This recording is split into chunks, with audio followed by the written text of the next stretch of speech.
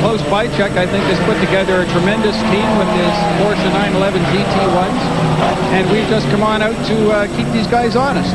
Now, there were some eyebrows raised when the GT1 was allowed into the GTS class. How do you compare on track with the factory Corvette? Well, I think they're pretty equal. I mean, all you have to do is look at the results of qualifying. I mean, it went right down to the last lap, and it was back and forth and back and forth, and Scott Maxwell out-qualified the Corvettes literally in the last lap. I mean, it was a nail-biter right down to the very end. Okay, that's Jim Holtum. He's a veteran of 24 hours from Mosport, but this is his first Daytona, and guys, it is a wet one.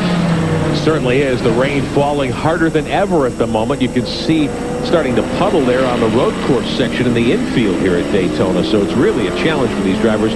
Visibility is probably the toughest problem at all for these drivers and teams right now as we watch the heavy traffic. Meantime, Jim Downing's Mazda Kudzu team third in the prototype ranks are on pit road. Alan DeCadney.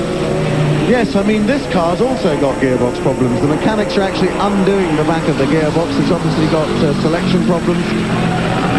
As you can see, it may possibly have run out of oil. He's opening up the oil filler plug there. That's what he's actually doing as we speak with that socket. Alan, this is Calvin.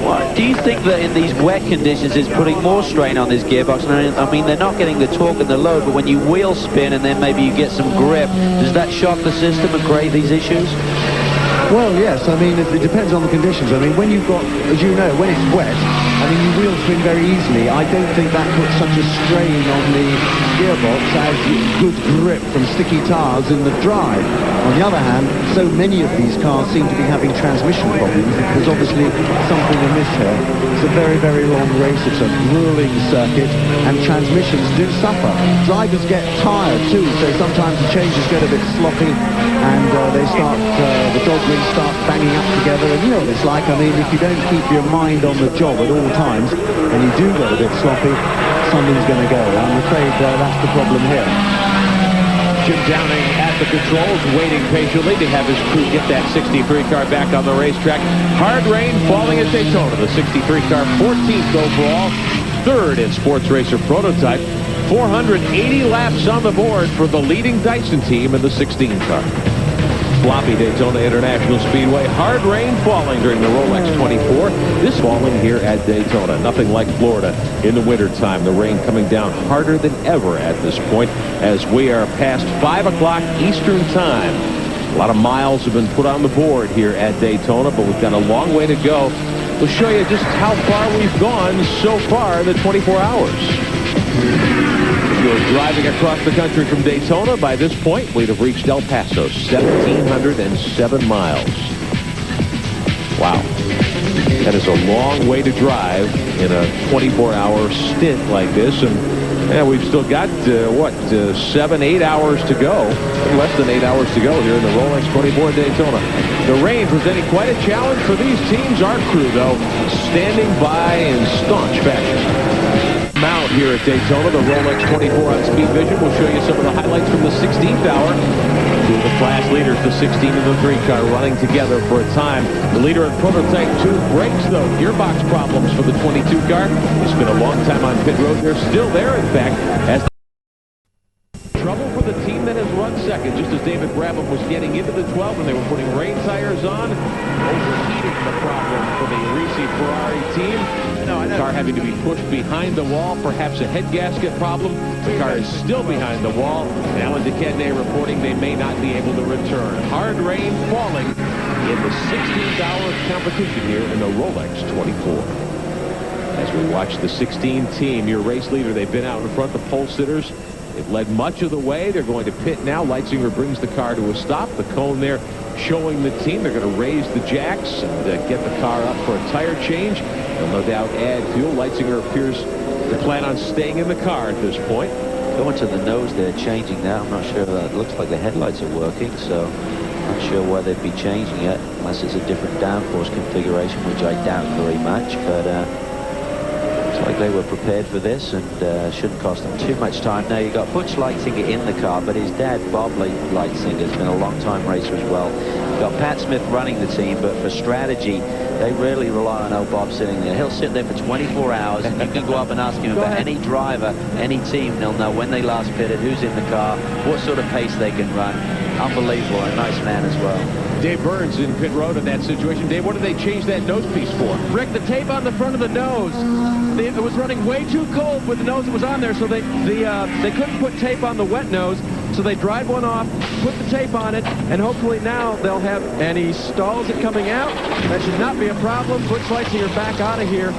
So they put the tape on a dry nose, put it back out there, and so this will put a little bit more heat through the radiator. One more thing it'll do, put a little more downforce when they're out there. This is already a pretty good downforce car. You can tell Dave's been around the NASCAR game for a while. He knows what the taped nose piece means, yeah. Now, I thought it was interesting. They brought the car in, they jacked it up. They did not change tires. They did not add fuel, Calvin. Why would they have decided to forego those options?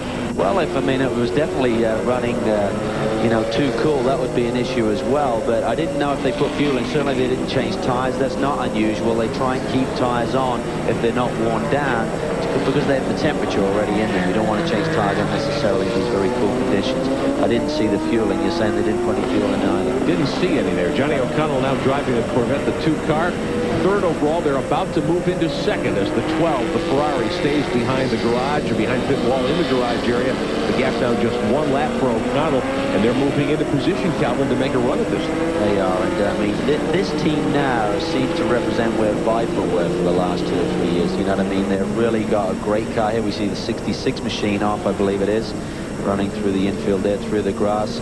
The 86. It's currently 6th in class. Lance Stewart, we believe, maybe behind the wheel of that car. Sometimes we're a little behind in getting these drivers identified. They come into the pit so quickly and change drive. 86 machine. Right through the grass. Wow. This is where we see that kudzu come through at a little bit higher rate of speed earlier in the race and nearly take a Porsche out. So you lose the braking point coming down into turn 1 with the wet grass.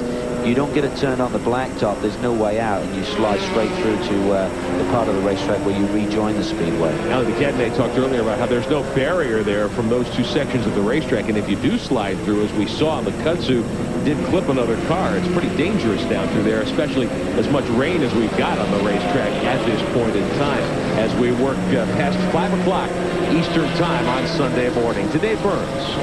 And you know, Rick, Calvin was saying you weren't sure about the drivers in the cars sometimes. Well, Cal, you know that's why we have pit reporters down here running around in the rain.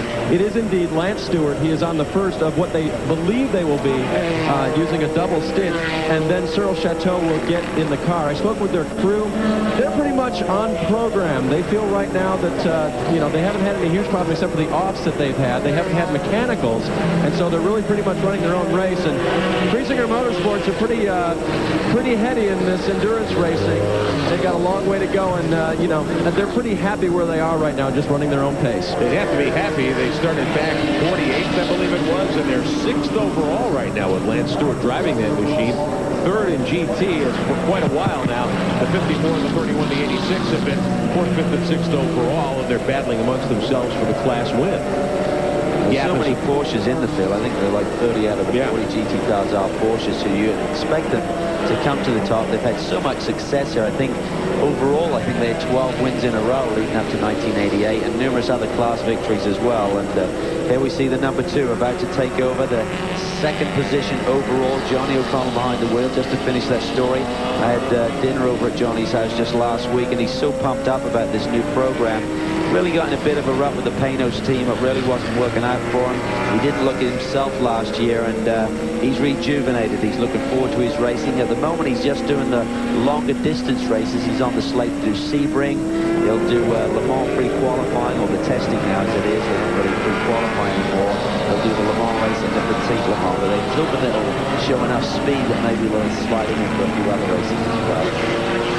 As we watch the 2-car working towards 2nd place overall, I want to take a moment and thank all of our SpeedVision folks who've been around the racetrack downstairs in the ATV trucks in our compound, and of course around the racetrack, manning the cameras, our spotters and so forth. We've had two crews that have been alternating around the clock since we came on the air at 12:30 Eastern time on Saturday afternoon, and we've got a long way to go still, another 7+ hours of action and coverage for you here on Speed Vision. But we've got it easy up here. It's nice and dry. We can get a hot cup of coffee here. Still behind the pit wall in one of the American GT cars, the 18, into the tire barrier. Looks as though that may bring out a caution. This is at the chicane on the backstretch. The 18 car has nailed the Armco in the tire barrier. Andy McNeil driving the 18 right now, one of the Corvettes in American GT. They've had a good run going. That Comer team has done very well. WorldBestBuy.com, the sponsor there. They were second in American GT last year, but they have had problems here in the middle portions of the Rolex 24. Going right off the track in the heavy rains we've had, that causing the full course caution. One of the wreckers there, they'll try to hook onto the back frame of the 18 car and get him out of the unsafe area back there, as you can tell. 54 degrees, but we've got hard rain falling at the moment. I'd say more than showers. My meteorological degree not in operation this weekend, but it is certainly raining hard here at Daytona. We'll take the opportunity to grab a commercial. Sorry, situation has changed over the last couple of years. I'll show you what happened a couple of years ago in 1998. The Momo team, Dr. Gianpiero Moretti, they had brake troubles with the Momo Ferrari. They were able to get those problems corrected, though. Ari Leyendyke on the team, Mauro Baldi, and they did go to victory lane in 98. 99, the Wayne Taylor team running a Ferrari. They had brake problems, were unable to finish. This year, just a short time ago, driver change. Thought it was going to be a routine stop. They refueled to change the tires, but there were brake problems as well after they got that car back on the racetrack. There's the right front wheel coming off. You see the team bringing the car back onto pit road, fixing the situation, mounting a new wheel, getting the car back in competition. But the 12 has had problems. McNeil went off briefly with that car, got it back on the racetrack. They have since gone behind the wall with overheating problems. And it looks as though the Risi Ferrari is done for the event. Tough break indeed. They led early on.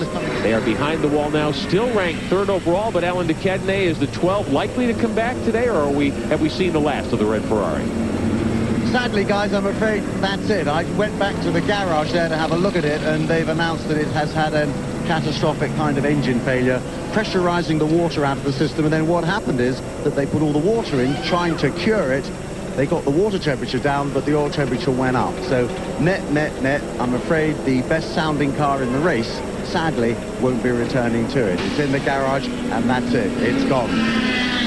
Right behind Alan there, I think we saw the 22 car, the work being completed on the SRP2, has dropped a few positions. Can't quite see the, I think it's about 7 laps. Front nose to get some heat back in. Well, the transmission, according to Pat Smith, was only running at 120 degrees. It should run about 200 degrees, so they're having a real problem right now being too cool on the number 16 liter. So as they try to get more and more heat in, they will try to do that. So as they continue to lead, we will come back and give you more of the Rolex 24 here with Dyson leading in the 16 car.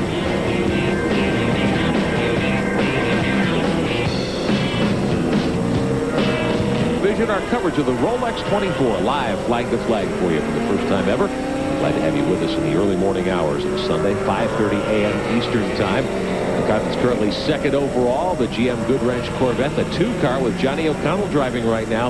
They have moved to second on the charts. They're 21 laps behind the race leader, the 16 car. The 2 just making a quick stop, putting a stone deflector, we're told, on the front end of that machine. Meantime, the second Dyson entry, the 20 car that started 5th, they've been behind the wall with gearbox and input shaft problems. Dave Burns, they've brought that car to pit road for some additional work. What's going on? Well, Dick Johnson is going to pull away now as Rob Dyson looks on. They made the same, finding the right gear now, actually a little caught up with the Porsche here on pit road as well.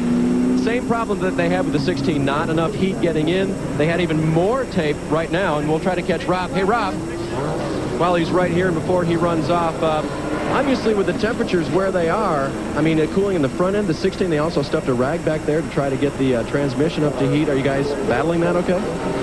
Well, it's a problem. You know, the weather conditions keep changing. In the 20 car, we've been in and out of the emergency room a couple times tonight, so they're just putting it together. It's a little discouraging, but the 16 car seems to be running pretty well, so, you know, we've been here before, and it's rained on us in several different directions, so we'll just see. Thanks. I've been talking to GT drivers, and they say the visibility is terrible with a full windscreen. What are your drivers telling you as far as visibility goes? Oh, yeah, it gets lousy this time of the night, and with the lights, it's not bad. It's a lot better than it used to be.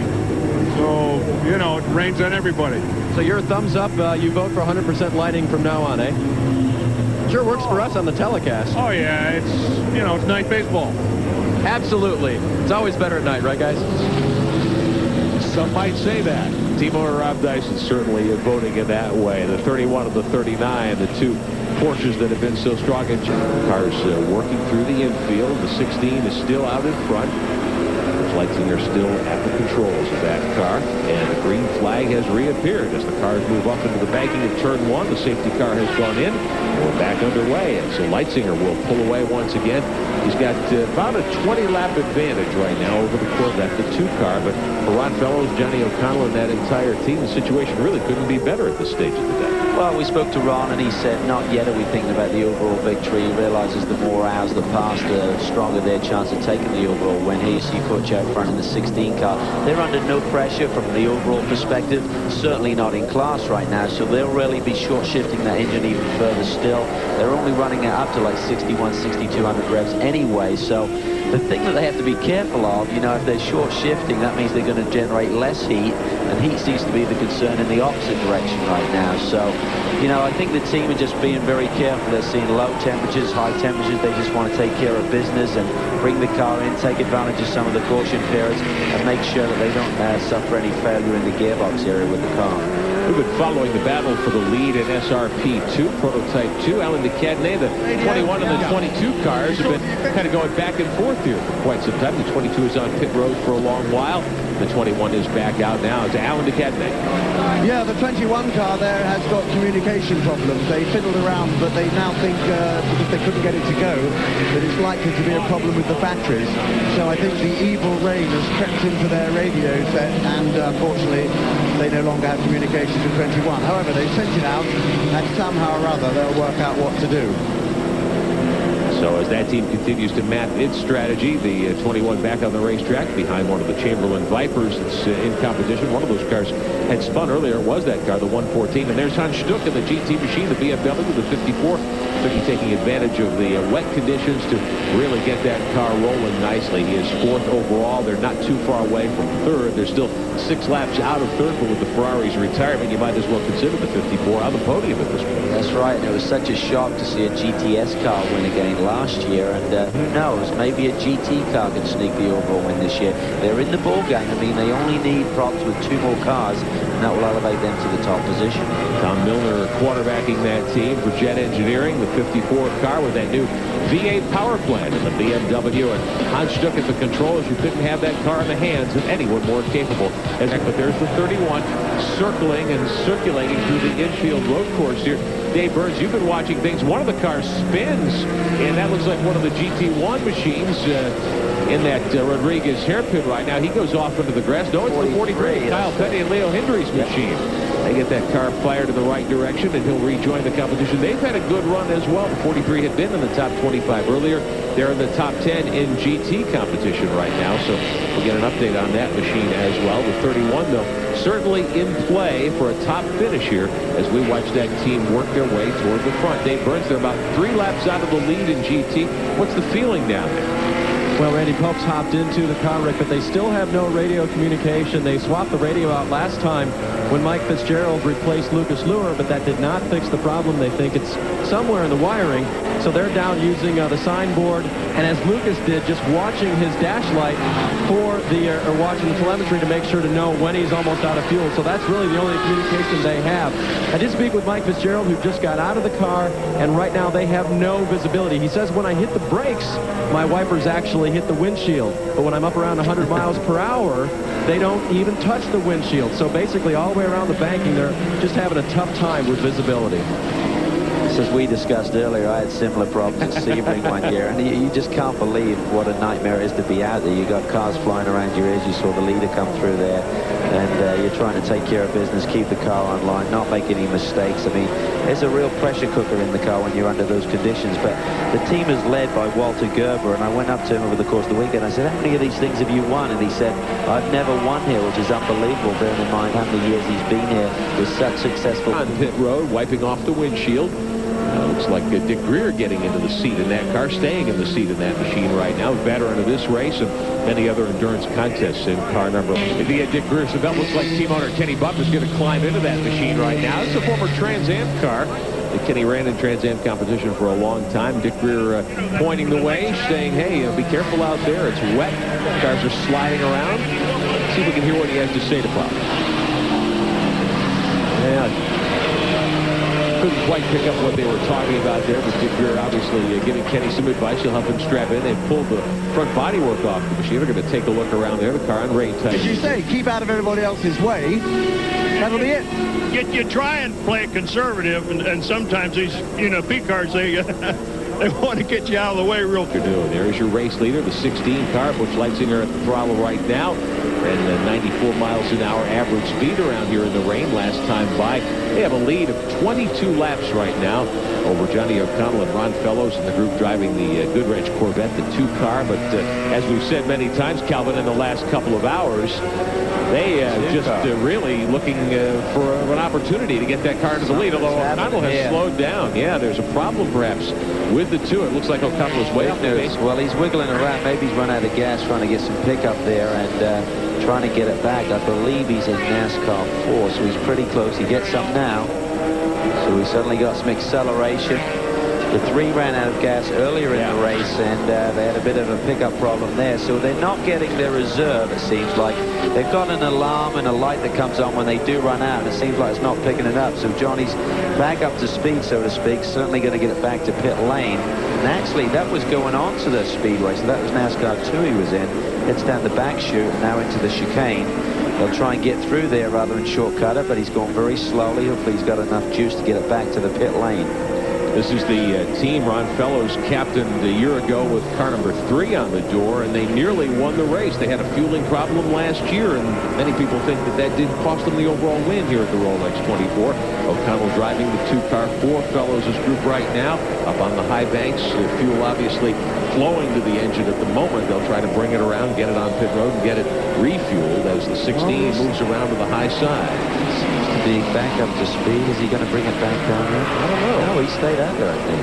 Let's see what happens. Well, now he's dived down low below the yellow line, and it looks like they will bring the Goodwrench Corvette onto pit road and see what happens down there as they bring that car to the attention of the crew. Minus one of the headlights, with the center light working and the passenger side light working as well. Crew over the wall. They bring the fueling hoses over as well. Alan DeCadney moving into position. They're going to go to the passenger side. Alan, fuel only this time? It looks like fuel only. That's all they've put in so far. But there's an air drill has been passed across.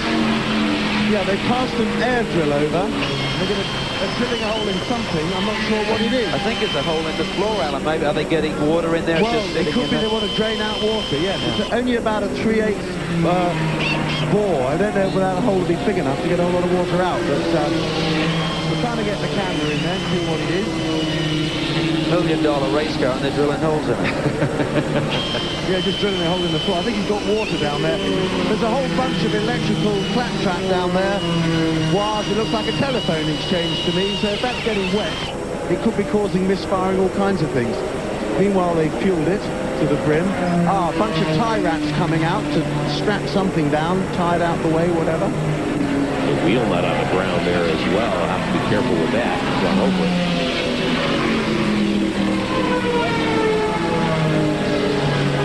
Water just plays havoc with all of the components in the car there, and if you got a lot, typically they use what we call the passenger side of the car to have a lot of the ECU, the control boxes for the electronics laying down there in the floor panel, and if they are getting a lot of water in there, that's probably why they went and drilled some holes and try and get some sort of drainage going on that side of the car. They've got some tie wraps, as Alan said, and that's really the racer's tool in strapping something down and keeping it connected. But when you get water on the electronics, it's not a good mix. Yeah, maybe we can even see it in the rain here at Daytona. Again, they're in this rotation process of putting more tape on the front end. They take a dry nose, get the tape on, take off the wet nose, and they want to keep getting more heat in there. Obviously, these engines are made, the whole system is made to operate at temperature, and if it doesn't, they can damage the whole system. So they're really concerned about keeping the heat in the motor.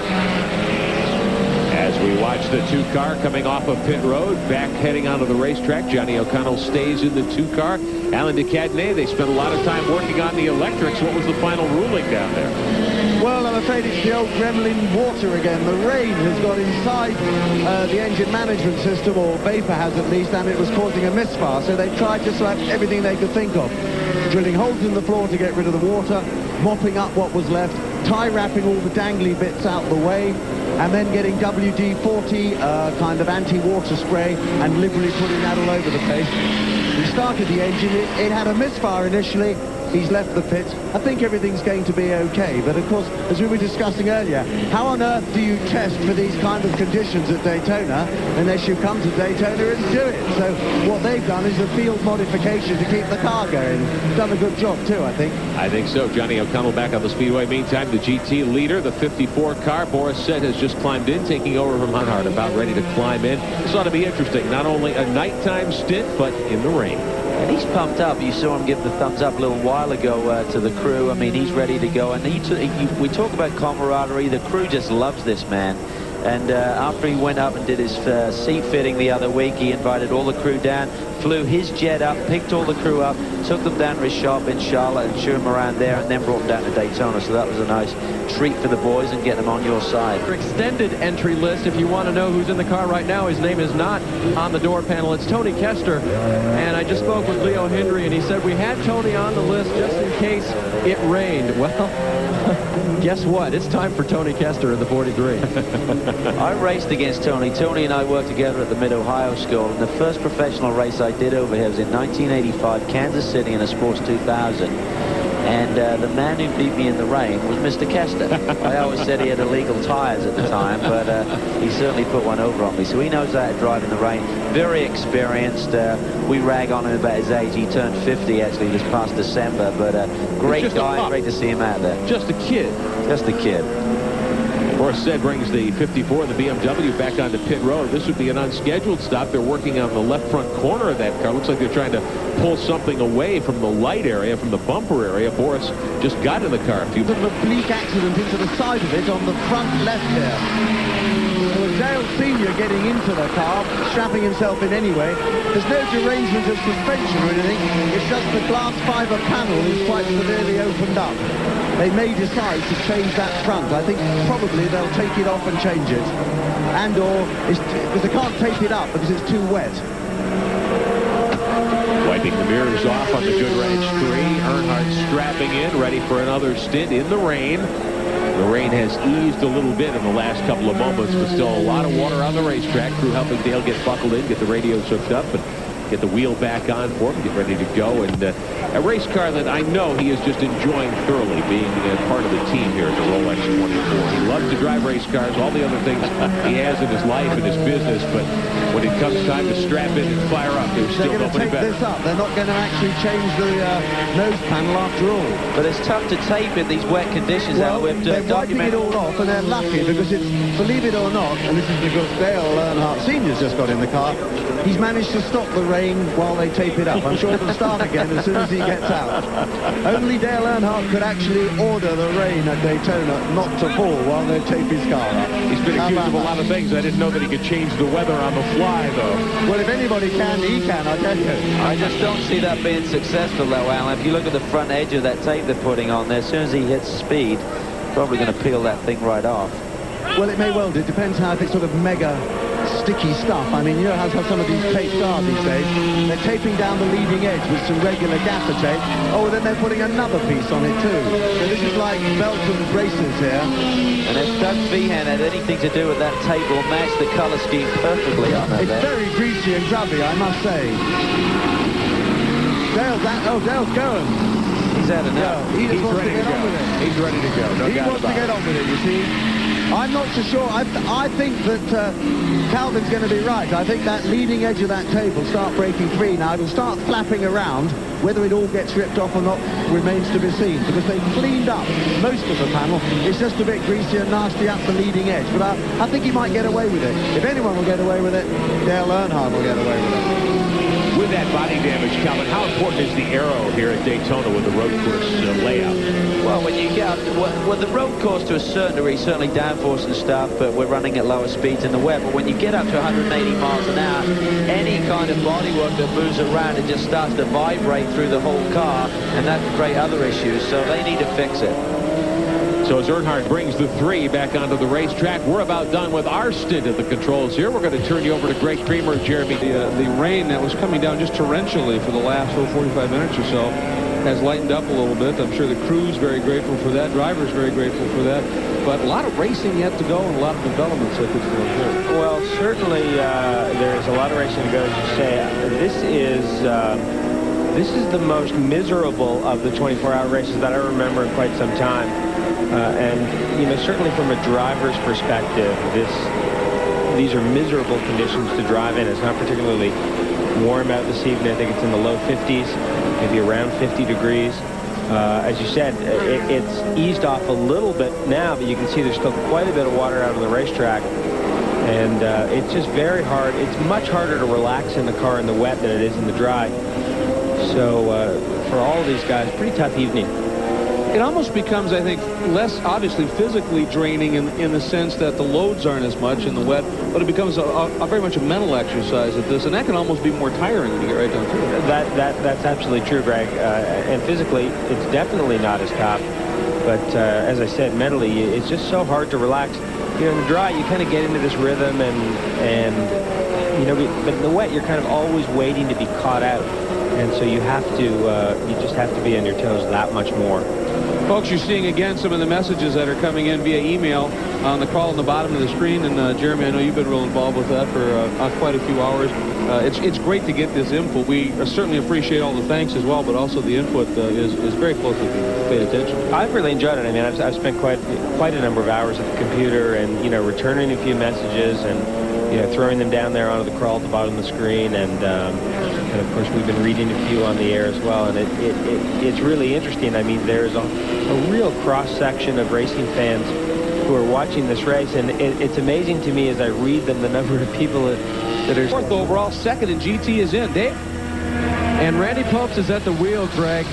He went by flashing 2 laps in a row, flashing his lights, and he's trying to communicate with the crew right now because they still don't have a radio. He wants them to clean the inside of the windshield now. They give him a rag to do that. It must have been visibility.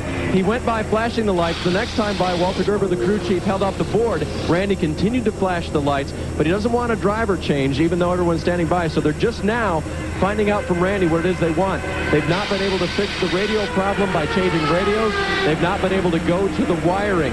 Meanwhile, as they try to chase down the 54, I just spoke with Tom Milner, and he told me they came in for that extra stop to pull the windscreen that had been damaged away from the front end so that it didn't get sucked into the radiator. That was why they made an extra stop after they saw it flapping when they came down pit road before. Right now is not a proven runner in endurance racing. As a matter of fact, it's making its debut here, so I'm sure a lot of the Porsche teams are keeping their fingers crossed that this BMW, this hybrid, is not going to make it. Well, but one of the things I think that might be working for it is the V8 engine that BMW has come up with has been a very reliable engine in their street car. And unlike the inline 6, it doesn't have some of the harmonic vibration problems that inline 6 has. And I wonder if that might be something obviously that may work to their strength. I think this is the worst I've ever seen at Daytona. And EFR is a Dave, as you know, EFR is a very cheery guy. And so, you know, if he does not have a smile on his face, then there's something really wrong. Smith, and they said, and Pat looked over at me and said, oil pressure warning light. Now, that's not the first time it's happened during the race. In fact, they've been adding oil at slow intermittence here, and they put some more oil in this time. And earlier in the night, I asked Pat if they'd have to do it again. He said, probably. So they don't know if it's a big problem, but when it gets a little low, and they're braking, the oil pressure warning light comes on, and Andy Wallace saw it, and he brought it onto pit road and made that quick stop.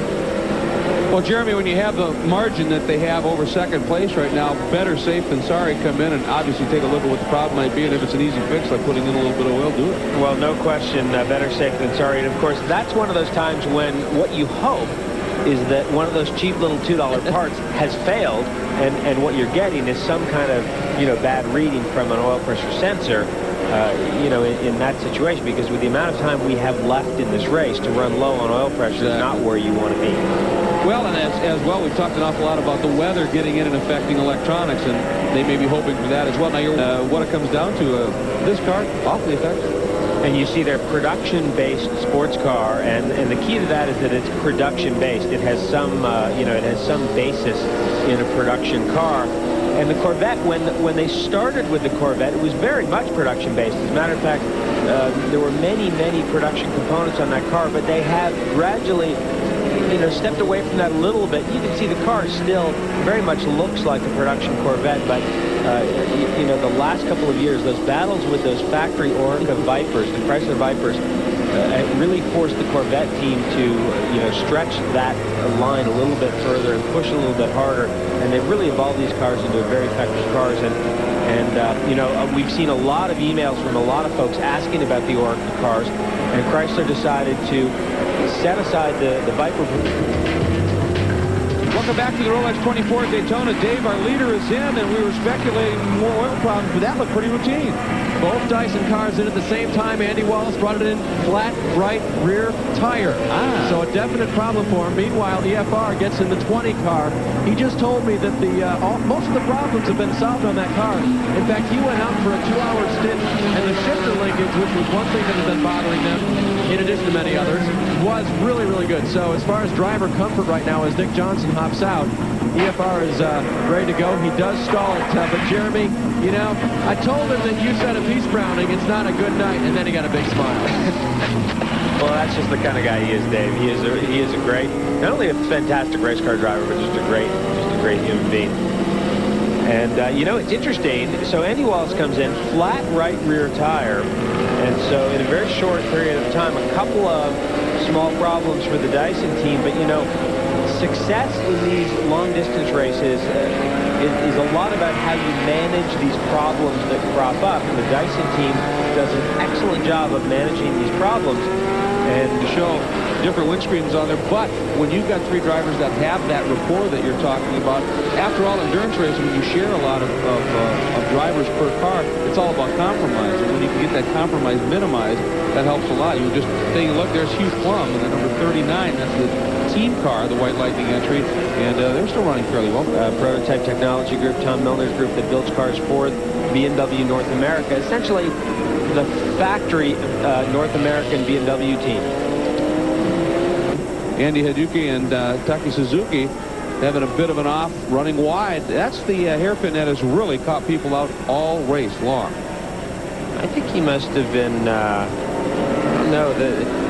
interesting there. It just looked like the brakes, you put the brakes on late, never really got slowed down for the corner, kind of just drove it off the outside of the corner. Highlights from the 17th hour coming at you. The big story, rain, lots of it, and it caused problems like this. The number 24, Marcos, been having a fairly good run.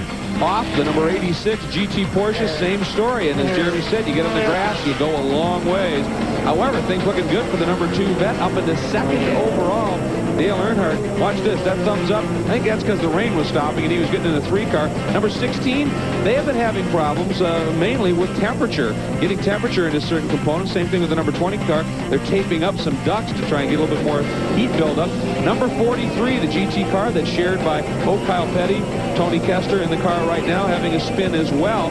But things have been pretty hectic out there, except at the front. And once again, the number 16 Dyson Racing Machine has led pretty much from the get-go. At this stage, Jeremy, I don't think there's any question, it is a dominant performance that they have put on. It is a dominant performance, and in a way it's kind of expected, because this team has been so strong at the Rolex this last 5 or 6 years. So I'm not surprised with the job these guys are doing. Of course, remember last year, Andy Wallace and Butch Leitzinger were in the Cadillac Remember the Cadillac prototype debuted here a year ago. That program is not on hold, but certainly they've decided to not to come to Daytona, and they are regrouping to take that car to Le Mans. But these guys will not be in that car in Le Mans. As a matter of fact, this same group of guys will be driving one of the Bentleys, and Bentley is going to re-emerge at Le Mans, where, of course, that marque has just an incredible history, mainly from the 30s, late 20s and 30s, when Bentley won many Le Mans 24-hour races. So these guys, as a group, are going to do a lot of racing together this year. We believe that's Peter Seldon on board right now. Leading in category, and for the SRP2 category, it has been fairly intense for them. A number of incidents, and of course, that's the Archangel team, and they're the ones that you would have thought would be certainly front runners with the success that they had last year on their way to the championship as a backup for the radio system in case it failed. Well, again, if all else fails, I guess, get the help from the officials, and it seems to have worked as Peter Seldon is bringing that machine down into the pit lane here, tucking right in behind the team entry that's in there as well. So fairly busy pit call right now. They went down a lot of laps. Obviously, they spent some time cleaning it up again. So it's looking pretty pristine, but that's bad news, really, because it's been a lot of time behind the wall. I think that's Scott Maxwell getting out, David Empringham getting on board. He brought EFR, brought it in. They are taking tape off of the front now, and no, little bit of damage to the windscreen there, but they're keeping a piece of angle iron, it looks like, actually on there at this point. They fueled the car, did not change tires, and so apparently now they are modifying or modulating the heat system on the 20 by removing a little bit of tape. Well, you know, you see that too when the cars come to a stop, and you see what looks like all that smoke pouring off, but it really isn't necessarily a problem, simply because that's just water that's gone onto the radiators, and it's very hot, and it's actually some steam. But when it's flowing as intense as that, they're getting some pretty serious heat in there. Now, obviously, we were talking about what's going to unfold at Le Mans. The Bentleys are going to be there. Well, Rob Dyson is also going to be going. This is the Bentley program here that we were just talking about. Look at the cars, incredibly swoopy, and they have decided to go back to the GT Coupe concept with the roofs. Now, of course, for those of you that know the world of the automobile business, Bentley is now owned by Volkswagen Group, which of course owns Audi. And the power plant in this car will be identical to the power plant that has run in the Audi R8, which of course dominated Le Mans in the year 2000. So certainly that car will be off to a good start with that, and they'll rebadge that motor. But a Dyson machine, that's Elliott Forbes Robinson, working his way up through a still fairly sizable pack here at Daytona. Take a look at it right here. Well, this could be scary because I have no idea what we're going to see. But I do remember 94. This was the first year WSC, and these cars were not very well developed, and we did win the class in WSC, but we finished 9th overall, and it was a good season. 95 was better. We almost got the overall win with this WSC car. Again, we won WSC. And this was 1991, and this was a great year running these were the Group C cars, and this car was just an incredible car, about 220 miles an hour through the tri-oval with that car. That was a V8 twin-turbo powered car, really an exceptional car. Steve Milner was one of my co-drivers, Ari Leyendyke, and I believe Julian Bailey was also in that car. And I remember my first stint in that car being in the dark, in the rain, in a car that in the rain solidly would go about 205 miles an hour through the tri-oval. By the way, I understand that car actually was running in the historical race here, a very similar sister car to that here as well, so continues to be very popular. And I remember there's some of the guys there. That's 94, Price Cobb and Rosario Melgrati, Bob Shader. I was doing PA announcing here in 94, 95. I remember talking to you both years, and you won class, but you were still pretty frustrated that you didn't get the overall. I mean, that means so much here. Well, we were really frustrated in 95 because there were a couple of cars that snuck through on the European regulations, and one of them was this Kramer Porsche that ended up beating us, I think by 2 laps it was. It was a very small margin And it was interesting. The car had been a real sleeper in, I mean, it had done nothing in practice or qualifying. Qualified very badly, and then in the overnight hours when it got cold, the thing just took off, and it was pretty remarkable. It caught us by surprise, without question. Yeah, that car, I remember that at night with those cool temperatures and that turbo, that thing was an absolute missile up on the banking. And obviously, we saw the graphic as well. Some great performances by many of the SpeedVision commentators here at Daytona. It's not corner working, but you guys are doing a nice job. Well, you know.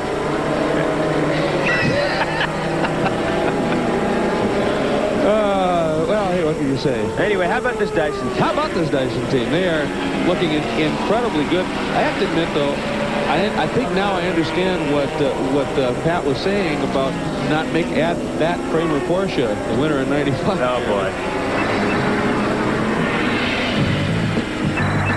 This may look like just any old Porsche 956 or 962 to you, but believe me, underneath here is something just a little bit trick. Guys, the Kramer brothers, famous for their very inventive way of going motor racing, had decided that the old Porsche aluminum monocoque just wasn't really up to it in 1989. So they went to John Thompson, that famous chassis builder in England, who'd built all of the carbon fiber tubs for Jaguar, and asked him to build them a 962 carbon fiber tub. That's exactly what you've got here. This tub is really stiff and solid. What they did, of course, was to bolt all the other regular Porsche 962 stuff onto it. Brakes and suspension. It's got the regular engine in the back there. That's the flat six water-cooled twin turbocharged unit, producing, well, anything up to 700 horsepower. And this car went out and raced profusely in Japan and Europe. Now, its best result was a third behind the two factory Mercedes-Benz cars in 1989. But I have to tell you, of all the cars that are here, if I was asked to drive one, this is definitely a car that I would choose. Why? Because of all things, it's quick, but it's inherently safe. If anything horrible is going to happen, carbon fiber's the stuff to have wrapped around you. They've had a driver change, but as you can see, they're pop riveting some stone guard mesh onto the front of the car. It's been picking up some chunky stuff which has battered through the previous mesh, so he's putting some more on. Quite a crude application, just spreading that mesh over the front and pop riveting on. And also, they've got the hood up, as you can see, and there's a small problem of leakage of something down in there. I'm not too sure what it is. I don't think they are either. But it was smoking as they lifted the bonnet up. Tony Jennings has got on board. Boris Sage got out. They filled it full of fuel. Well, they seem to be fairly relaxed about this. No one's panicking too much. Yeah, he'll get those pop rivets in there. That'll stop all the grit and derision going in through the front, which, of course, would be likely to puncture a radiator. That would cause them a lot of problems. Alan, there's a little damage to the bottom of that car. They're checking out very, very carefully as well. They're jacking it up. They've got it up on the air jacks. They've now got a pneumatic jack underneath it. It may have run over something. I think that's probably what's happened. It's run over something. Let's see what they do. Yeah, as I said, it's not quite routine. What kind of a lead have these guys got? Well, they came in with 2 laps and some change, so they've got a little time to be able to do this. Well, they're going to lose it. They're going to lose it. This is more than 2 laps. There's a whole bunch of water flying out underneath there. Alan, I don't think that is a leak. I think that's probably just water that is collected, and now that they've jacked it up and the car is not level, it's coming out from somewhere that it's collected. Could be in the under tray there. But Alan, there was some damage to something. I don't know whether it was just a dinged up belly pan and not a big deal, or whether it got into something, but they were looking at it well, they're very taking that front carefully. wheel off, as you can see. I put my hand on that water and it was stone cold, so you're quite right, guys. That definitely doesn't come from the motor. It comes from elsewhere. Those 6 potters, this thing really's got some stoppers on it. And we also had a good look with that car up in the air of the air jacks, because a lot of people wonder about the air jacks on those cars, and there's those cylinders that come out from underneath the car. There is the number 31 GT car. So this is the second place car, so as that BMW sits in the pit lane, this car has the potential to go into the GT lead. And Dave, can you add? Indeed, Jeremy. Their sister car just came in, putting Michael Culver, and they're running 5th in class. But yes, they will take over the lead the next time by, we do believe. I just checked with Walter Gerber. And they're still having communication problems. Randy Pobst can talk to them, but he doesn't know that for sure. So he will flash his lights before he comes in for a pit stop if he wants to put on slicks. Otherwise, he'll just watch the fuel warning light, and Walter Gerber tells me he can get about 2 laps when that light comes on. So still communication problems down here, but they're managing it, and the 31 is looking to take the lead in G. Went right through blew the chicane, but there's debris all over down there. Well, yeah, there was a big piece of body work in the first part of the chicane. Now, he didn't blow through the chicane. Yes, he missed the first part of it, but if he turns in to that middle portion, which is what they used to use for the bikes, then he has still scored that lap. If you just blow through there and you make no effort to slow down or do anything, then they do not score that lap. But he did slow down, so that lap will be scored. Especially if he was taking evasive to avoid some of that body work, he did it exactly right. Go around it, then come to the end, and he almost came to a stop. So, I mean, he certainly did not pick anything up. But there you see it. The car has now picked up, we believe, the lead in class. We're going to watch for it. But that was as that 54 car sitting in pit lane. 31 went by, and we're going to watch that.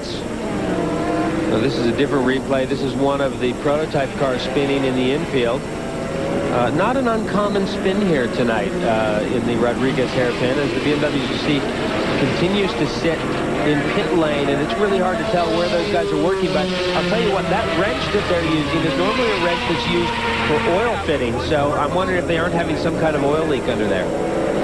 Team Seattle entry has spun it right in front of the 31 car. Randy Pobst nicely negotiates through that spin. And what happened was, as the 31 car came by, we watched the 54 car still stationary. The 31 car now on the lead lap. So if they do come by one more time and 54 is not underway, Alan, we're going to have a new leader. Yeah, well, that's exactly right. In fact, you hit the nail on the head there. Those are air-equipped aluminum wrenches they're using for the oil union there. I think what's happened possibly is that he's run over some debris or he's gone over a curb, and it's probably punched the alley elbow of the union. There is oil I can see in there, but that may have just been natural seepage. I don't know. It's all a bit dark and dingy. I can't really see quite what he's doing until he comes out, of course, when he's done it. I can't ask him either. No one else will know what he's up to. But he's fiddling away in there, and I think that's what it is. It's an oil union that's got a little deranged, and they're worried about the oil leaking out of the engine. And there is your new GT leader.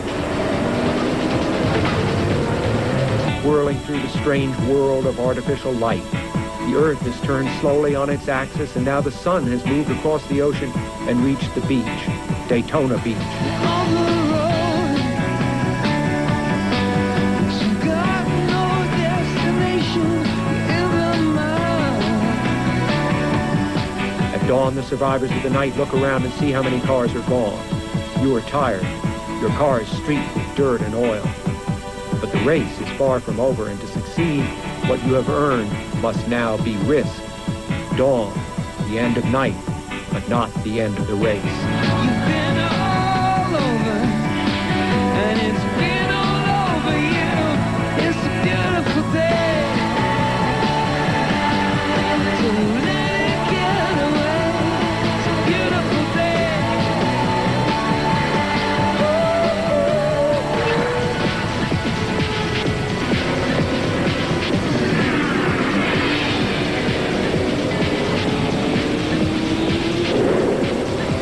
Here at the Rolex 24 at Daytona, dawn has indeed arrived, although in somewhat muted form as the cloud cover remains very low.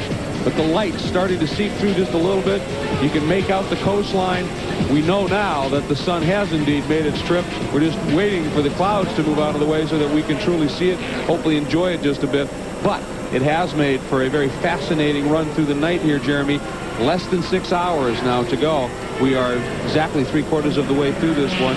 And the number 54 BMW has now made it back out on track. Alan? Yeah, they decided to send that car out on slicks, in fact, so they've also changed all the brake pads all round. And yes, indeed, it was an oil leak from a virtually inaccessible union. So the guy had to get down there, get his hand right in, he got some crank on it, and then he couldn't get enough torque, so they sprayed it up. Anyway, the car's fine. They're hoping that that's going to stop the oil leak. Quite why they changed brake pads, looking at the pads they took out, I don't know. There's plenty of meat left on them, but I guess they felt it was time. So he's back in the fray. He's got some catching up to do if he's to get that class lead back, of course. And I tell you, Alan, I'm a little bit concerned about the decision to put slicks on that car. I think it's going to be a bit dodgy here for just a few laps. There is now the leader in GT, and Dave, you can update that? Walter Gerber is making hand signals back to his crew, just doing a little bit of communicating here. And even though these guys say it's a long race and sometimes they don't pay attention till the end, I know, Walter, that you saw the 54 smoking earlier. You told me so. Now that you're racing him head-to-head, how can you do? Well, we have a good crew and a good driving team, so I think we can keep up with him. But it's still a long race, 6 hours to go. In some racing circuits, that's still a long way to go, so we just play it by ear and by sight and see what happens out there. I see slicks up on the wall. I know you're expecting Randy sometime soon. How are you going to communicate when he gets on pit road? Well, we racers have a way, you know, we know each other pretty well, so he knows when he comes in. He's either going to jump out of the car and the new driver will jump in. We know what tires he wants. We sort of made an agreement over what he's going to flash me, and I'll make a decision then. Okay, they're going to keep their eye on the track. If Randy flashes the lights again, we think that means that they're going to go for slicks, and they will not know really whether Randy wants to get out of the car until he stops it. All right, Dave, and we're watching very closely what's going on with the number 54 BMW. And Jeremy, there's still some smoke emanating from the back that wasn't spray by any stretch out of the tires. There's definitely some smoke there that does not look to be at anywhere near full song. Now, maybe that's something to do with the slick tires on the still fairly damp surface. Well, that smoke just certainly looked like oil smoke to me. And you can see the line drying there now, but certainly this first lap out, you've got to be very, very careful. And we're going to watch the lap times, and we're going to also watch that car for smoke, because you're right, it may still be a problem. And there may have just been some excessive oil there that needed to burn off once the car got up on the banking, because that was the first trip around the banking. So we'll watch the car for a couple of laps and see if it has calmed down a little bit. Or maybe Boris has said it's no good on the slicks. We'll have to see exactly what happens, making its way down into the pits. Alan, heading right toward you. Yeah, it's come back into the pits. They've got the wet weather tires back out again. I expect to see this car go up and go back onto those wet weather tires. That's what they're doing. He's obviously gone out there and frightened himself on the slicks. He decided to come in and change. Sensible move. Well, Alan, it was interesting because we watched that outlap, and I mean, he never spun the car, but certainly was slow getting up to speed. And the racetrack is drying, but I think it was just a little bit early to make that call. You know, at this point, it's one of those things where you don't want to waste a pit stop and come back in, you know, go out on wets and come back in, but in the meantime, they have come back in and they've got the hood up.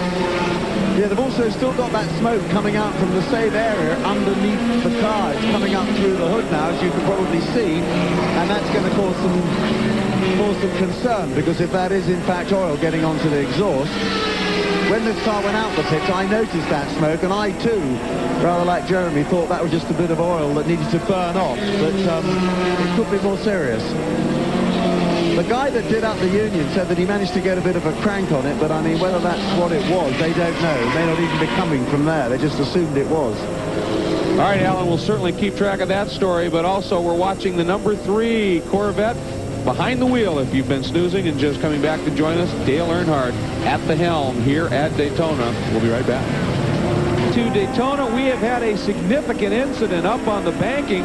One of the top cars in the SRP2 division, that's the car on the right of your screen, the number 22 Archangel machine, and the 09 American GT car, one of the front runners in that category, coming together. It looked as though the 22 car had a problem and looped it, was rejoining the track, and then suddenly it got sideways again right as this 09 machine was whistling by and clouded him very good. Now that car already had the roof up. Watch this right here, Jeremy. Well, then this is the 22 car had already spun, has rejoined in a very, very unconventional way. We think that's Mike Durand in that car. We're not sure. We think it's Doug Goad in the 09 car. Now, here's the harmless spin. The car spun, and right now the car is pointing up towards the banking. Watch the way he rejoins here. I mean, right now he's not even perfectly perpendicular to the road.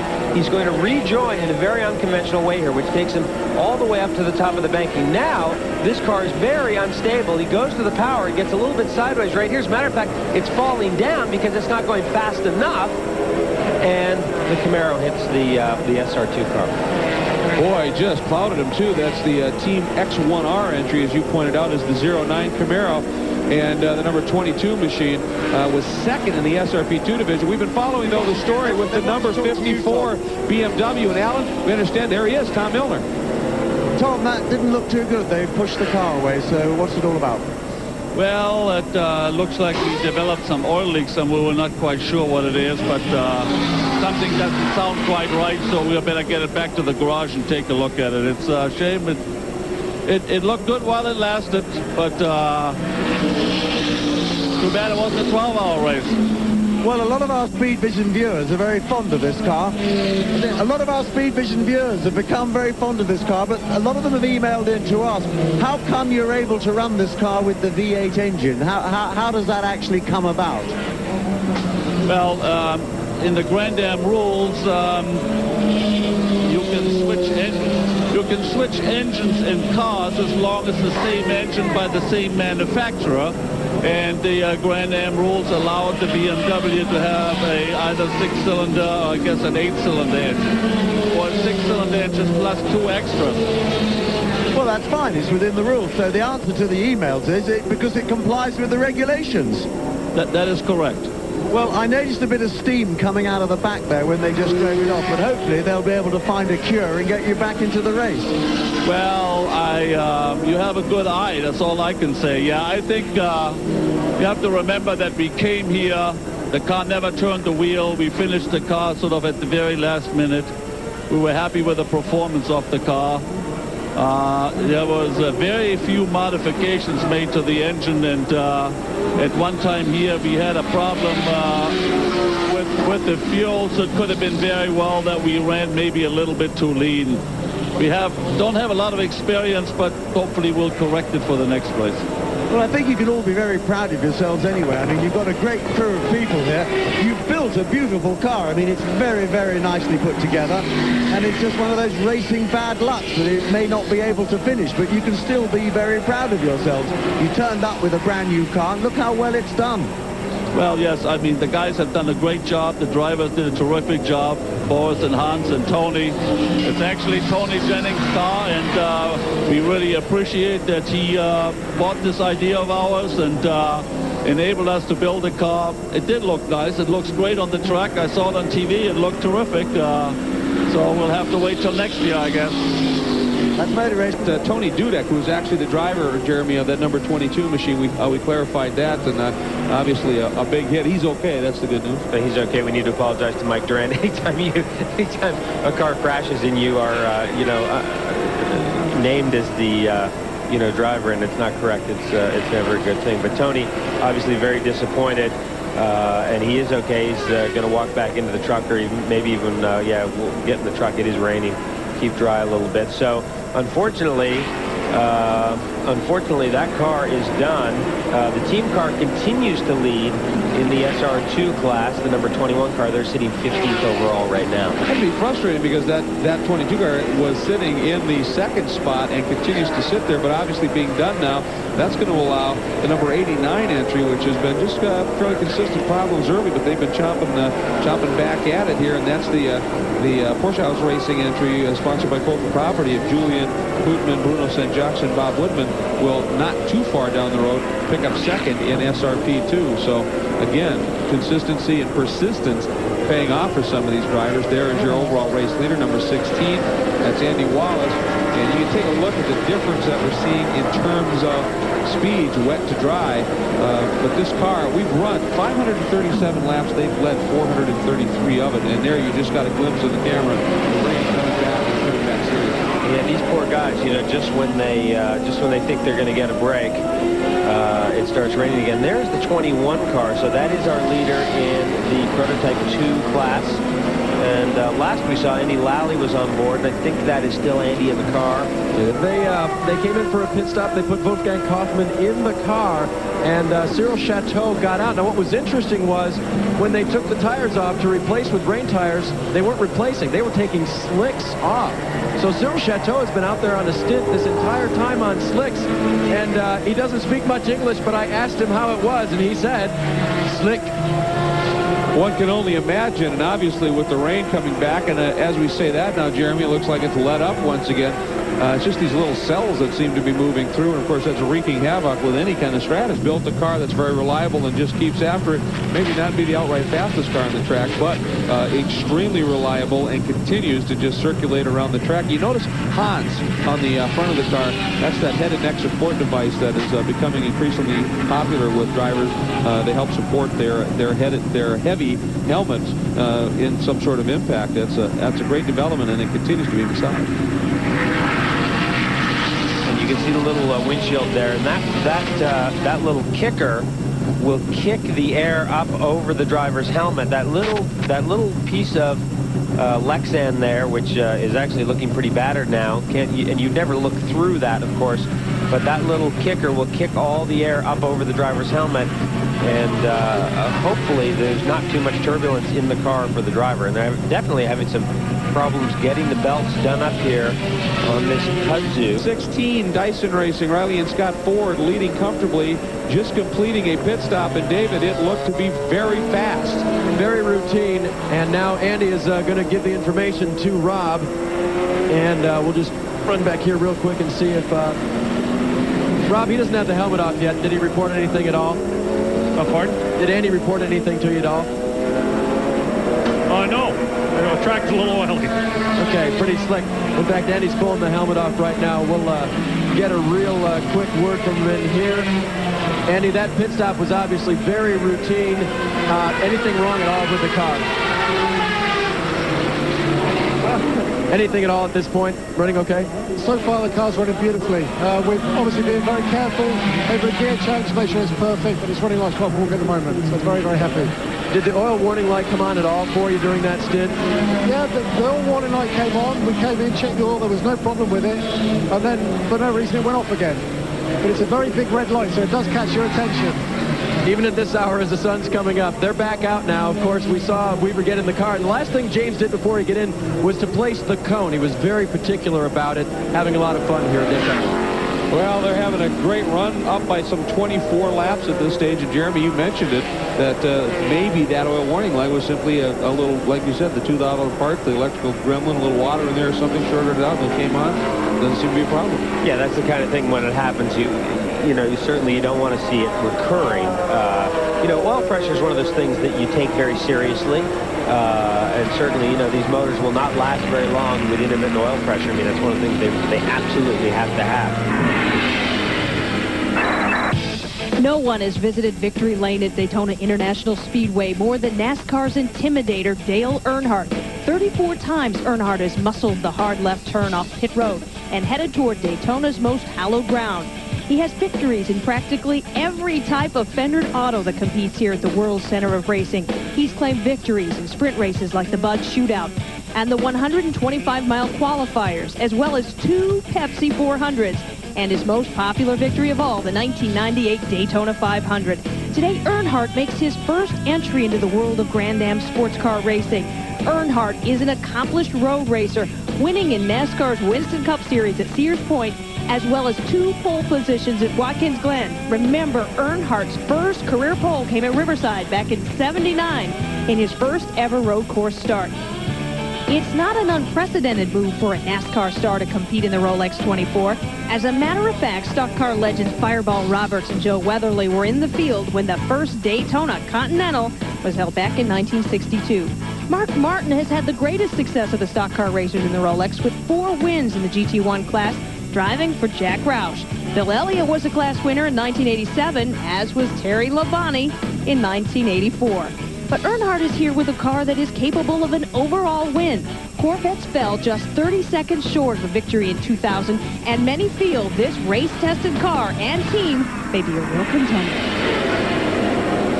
Well, they're certainly proving that. Again, second overall and just a bunch of laps by. But take a look at this statistic. 34 Daytona wins.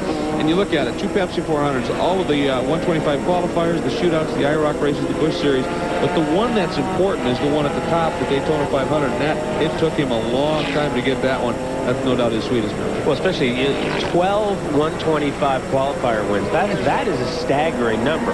You know, 6 Bud shootouts, 6 IROC races. Just an incredible record. This season, 4 of the all-time great endurance races. Certainly the activity at this event here, but also the 24 hours of Le Mans. But also remember, Sebring will be coming up. Had some great stories unfold the past few years there. We'll be bringing you flag-to-flag coverage there. We will then be going to Le Mans for flag-to-flag coverage at that glorious event. And then we will be completing things with live flag-to-flag coverage and moments like that at the Petit Le Mans that runs at Road Atlanta. Great events all of them covered flag-to-flag live on SpeedVision, as only SpeedVision can do it. SpeedVision is the only company that is doing it, and it is brilliant. And it's wonderful, and we hope you're enjoying that coverage. You've enjoyed it over the past few years at Le Mans. Well, now it's expanding out. We're going to be bringing it to you here, but we started all off right here at Daytona, where we will be back to in just a minute. Having a very strong run as well. We'll watch Weaver work through some traffic. Nicely done there. Back on and rolling into the throttle just a little bit. Traffic just going to be a factor the entirety of this event, obviously. Working by the number 44 Corvette that has had such an event-filled run in the American GT category in the hands of Dave Amick, Joe Barty, and whoop, a bit of an off here by one of the guys that they've been running against, the number 11 American GT Camaro, Kenny Bupp, amongst the drivers, the owner of that one. Had a bit of a moment, it looked like, over in the chicane, but now managing to continue on their way. Under braking there, maybe a bad downshift or not really very good on the brake bias, which of course has a lot to do with the stability of the car under braking, and lost it before he ever got to the chicane. And Walter Gerber and the Grand Am official are all discussing. Randy is now 3 laps past his scheduled time. Talk about a crew chief getting nervous. Well, last lap, Walter said to the official, let's wait one more lap, and if he doesn't, we'll let you throw the black flag to bring him in. The official is now radioing to the tower to ask the flagman to black flag the 31 just to get him on the pit road. And Mike Fitzgerald looked at the official when they were talking about it. He said, you're not going to penalize us while we're in here, are you? And they said, no, we're just going to throw the flag, get him in here, because he's well past his fuel stop now. Well, that goes back to the radio communication problems that this team is having, and there are a couple of issues at work here. Number one, the car can only go so far on fuel. These cars will run between 1 hour 15, 1 hour 30 minutes kind of thing on fuel, maybe a little bit longer in the rain because you don't use quite as much full throttle. But more importantly, each driver can only drive a maximum of 4 hours in one stint. So, actually, I didn't know that Randy had been in the car that long, and I don't know if that's the issue right now. It must be the issue. Jeremy, you can still hear me. My mic's still up, and he has not been in the car that long. I believe they've been running single stints, and so Randy definitely doesn't have a time problem there. Okay, so the basic problem is the team needs to get him in for fuel reasons. It looks like he's coming in now anyway, so... But there have been a number of questions about the maximum amount of time drivers are allowed to run, and it is 4 hours at a time with a maximum of, I believe it's 14 hours over the 24 hours. And they've also made some serious changes in how points are distributed. We'll talk about that in just a minute as well. But now the number 31 entry has hit its marks. Let's go back down to Dave. And it looks like Mike Fitzgerald will get in and take over for Randy, and they will stay on rain tires. Now, interestingly, the 56 defending champions in GT went back out on slicks. So Fabio Bavini is driving that car. They decided to put slicks on the car. So choices being made down here back and forth. I don't think it's a slick situation yet. And Randy Pobst and Mike Fitzgerald obviously don't think so either, as they're going to stay with the rain tires at this point. Everything routine now. Again, drivers helping drivers get in and out. And Jeremy, as you probably know, this gets tougher as the race goes on. You get a little bit less limber. You stiffen up. You're tired. And all the assistance you can give to the other driver is very welcome at this point. And again, the communication thing, we believe the situation is this, that they can listen to their driver the entire time, but the driver never knows for 100% sure that they can hear him. So Randy was not trying to talk to Walter, and Walter certainly could not communicate with Randy. You can see now the rain coming back down and sheeting pretty heavily here. Give you some quick ideas, Jeremy. We were just given a card. Kenny doing his usual great job on some stats here. There were 79 cars that started. 26 have officially retired, which means 53 are still on track racing or in various stages of repairs, hoping to make it back into the wet. We'll be back. Well, there is number 3, Dale Earnhardt at Daytona. Decidedly different scenario than he's used to. And we are once again awash. The rain absolutely pelting down. And for Dale Earnhardt, this is the learning curve. Just, I think, probably went near vertical. I'll tell you what, you know, when the Winston Cup cars finally do race in the wet, and eventually it'll happen, it might not be for, you know, 10 years, Dale Earnhardt will be ahead of the curve, no question about it. He's had plenty of time here in the wet. And there's actually been a couple of emails about that. You know, what they talk about Winston Cup cars racing on wet weather tires, and we always talk about rain tires, and is there a difference? And the answer really is no, there isn't really a difference. And NASCAR has you know, stated that they would not race in any kind of conditions that were unsafe, right. But they want to have the ability to race in wet weather, and that's true throughout road racing as well. I mean, it would be possible for it to rain hard enough here that they would either put the pace car out and run under full course caution, or some of these races over the years, especially down at Sebring in the 12-hour, have actually been red flagged and stopped for a time because the rain has been so torrential. And for Dale Earnhardt, let's keep in mind, I mean, the guy, as we talked about, is a good road racer, and he's up for any kind of a challenge. And a little wiggle there as he comes up on the banking, so he's, as David would say, still giving a bit of welly out there and pushing hard. Pretty stationary, doing pans and keeping this coverage alive, and our thanks go out to them. That's an incredible job they're doing. Well, there was actually an email last night that I read that then the question was, are the cameras out on the track, are they remote controlled, or are there actually people operating those cameras? And yes, there is such thing as remote control cameras, but I don't believe we have any here this weekend. There's one of our camera persons there doing a great job. There's our jib camera out there at turn 4. So incredible work by all these folks through the night. You know, long, cold, wet night. It's not that much fun. No, but I'll tell you what, they do a phenomenal job. By the way, you mentioned those emails. We now, folks, officially over 7,500 emails since the start of this one has come in. Kenny Martin right now manning the keyboard, keeping track of those, and we're still trying to get to as many as we can. And I'll tell you what, it has been just phenomenal. This interactive nature of this event has been absolutely superb. Pobst, who's put in one heck of a stint, Dave. Well, we think so. In fact, I may ask him that now for sure, because, Randy, I didn't think your stint was all that long, but how long was your last stint in the car? I've lost track, Dave. I believe I might have been out there 2.5 hours.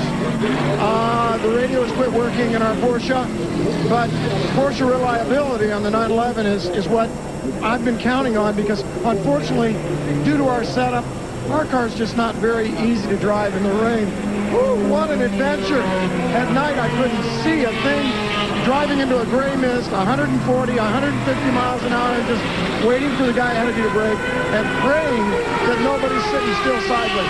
Just could not see a thing. It was just, you know, just close your eyes, basically. I could see the wall. Now, we saw some other cars, well-developed, highly engineered, actually making accommodations for the rain, drilling holes, things like that. I mean, how is your car handling the deluge? The interesting thing is our Porsche is exiting the corners great, but it will not turn. And in the dry, it's wonderful. Just something, the setup's so different for the rain, and we're just not there. But, you know, I'm just trying to survive. I'm in when I was driving, total survival mode. And the radio wasn't working, but I was watching the pits. I saw that BMW sitting there, and I looked at the pole to see where our position was, and I backed it down a notch. I said, Randy, just keep it on the racetrack. It's interesting to drive the car because we go rolling down the corner, and in the wet, the braking works pretty well. So we brake real hard on these Dunlop tires. Then I turn the wheel, nothing happens. It's like the wheel's not attached.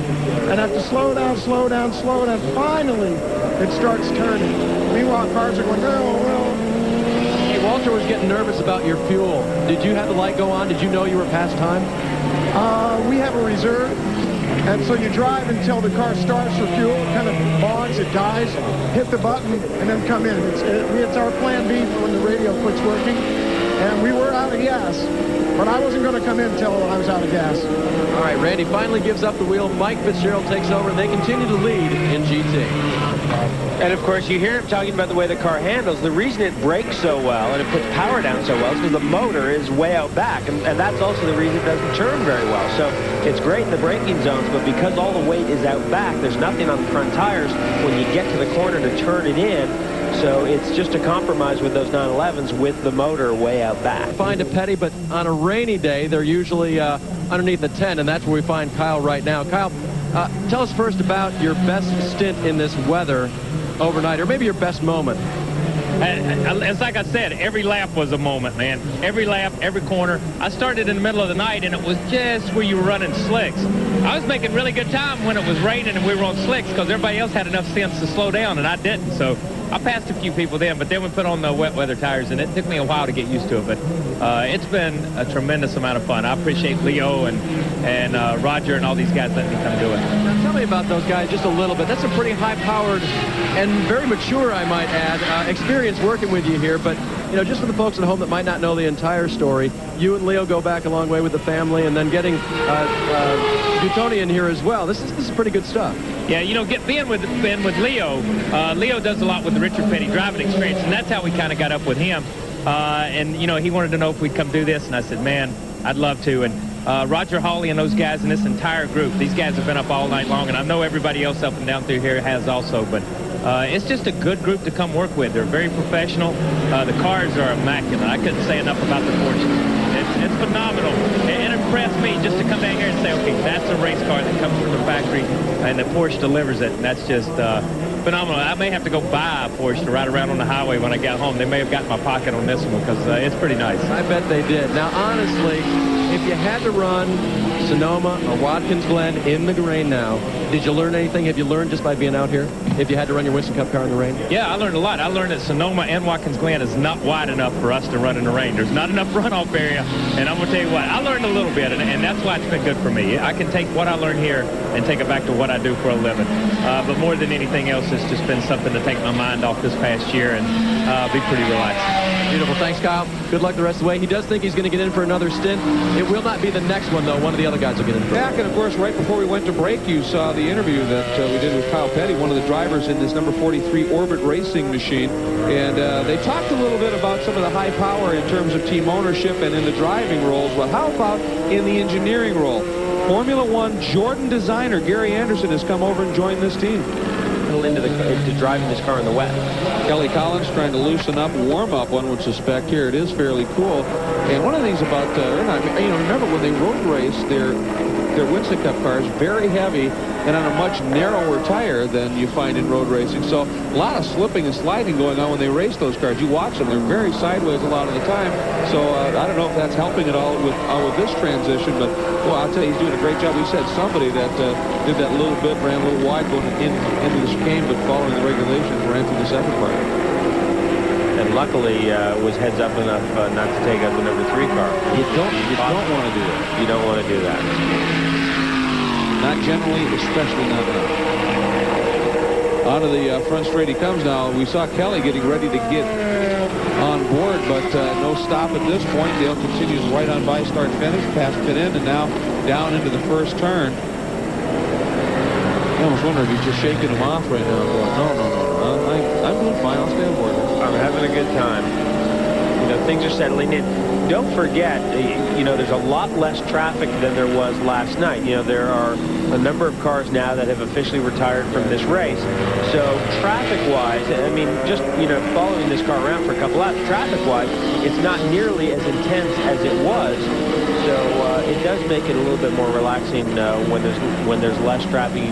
kind of enjoy what you're doing a bit more. 16 Dyson car established the lead early. They've been so dominant here. There was some good moments, of course, in terms of racing, but Dale Earnhardt, that was his first time behind the wheel of the number 3 Corvette, generated a lot of interest. The first big incident, and it was huge. 3 cars involved, 1 from each division, essentially, and everybody was okay in that one. It was a very scary moment. Kelly Collins, the number 3 car, he shares with Dale Earnhardt, fuel pickup problems, and Kelly tried to push it into the pits on his own. Here's a driver with some determination and a crew responding very quickly. Alan McNeil, they just done some brake work, didn't get a tire located right. Off it came. They recovered, and the battling between the number 12 Ricci Ferrari and the number 16 Dyson car was great until this moment. Overheating, serious damage to the number 12 Ricci Ferrari.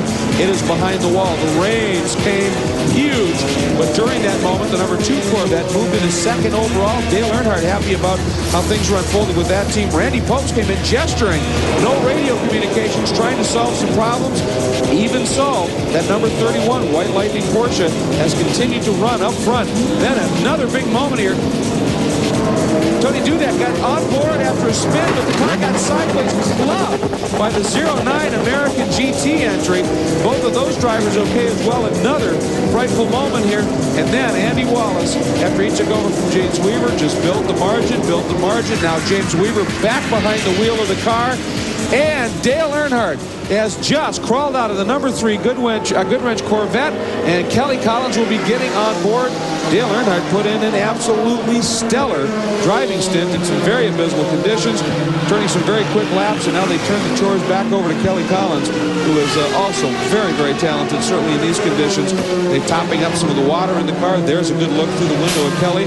Currently running 4th overall, 5 laps behind the 3rd overall car, but lapping significantly quicker, of course, per lap, as that 3rd overall car is a GT category car. And Kelly Collins underway, very routine, and this is going to be fun to watch. Yeah, nice routine stop for these guys, and there is Dale Earnhardt Sr. getting on the radio. I guess he wants to talk to Kelly about something. And sometimes during the pit stop, there's time to talk amongst the drivers to, you know, give someone a little hint or tell them a little bit about the car, but this is actually the better way to do it, to get on the radio. He's definitely chatting away right now. See if we can listen in here. Using the whole paper.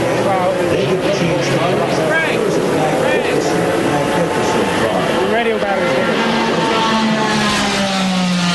Problem with the radio battery is seemingly what we picked up here, so that seems to be fairly chronic with almost every team out here. Something happening, and of course all of this water and the electrics and the like probably draining batteries at a far quicker rate than normal. Well, you have to have an armada of batteries basically standing by, and that is part of the process. You know, there has to be a time when you have to change the battery in the car unless you hardwired it. It looks like Alan is with Dale Earnhardt Sr.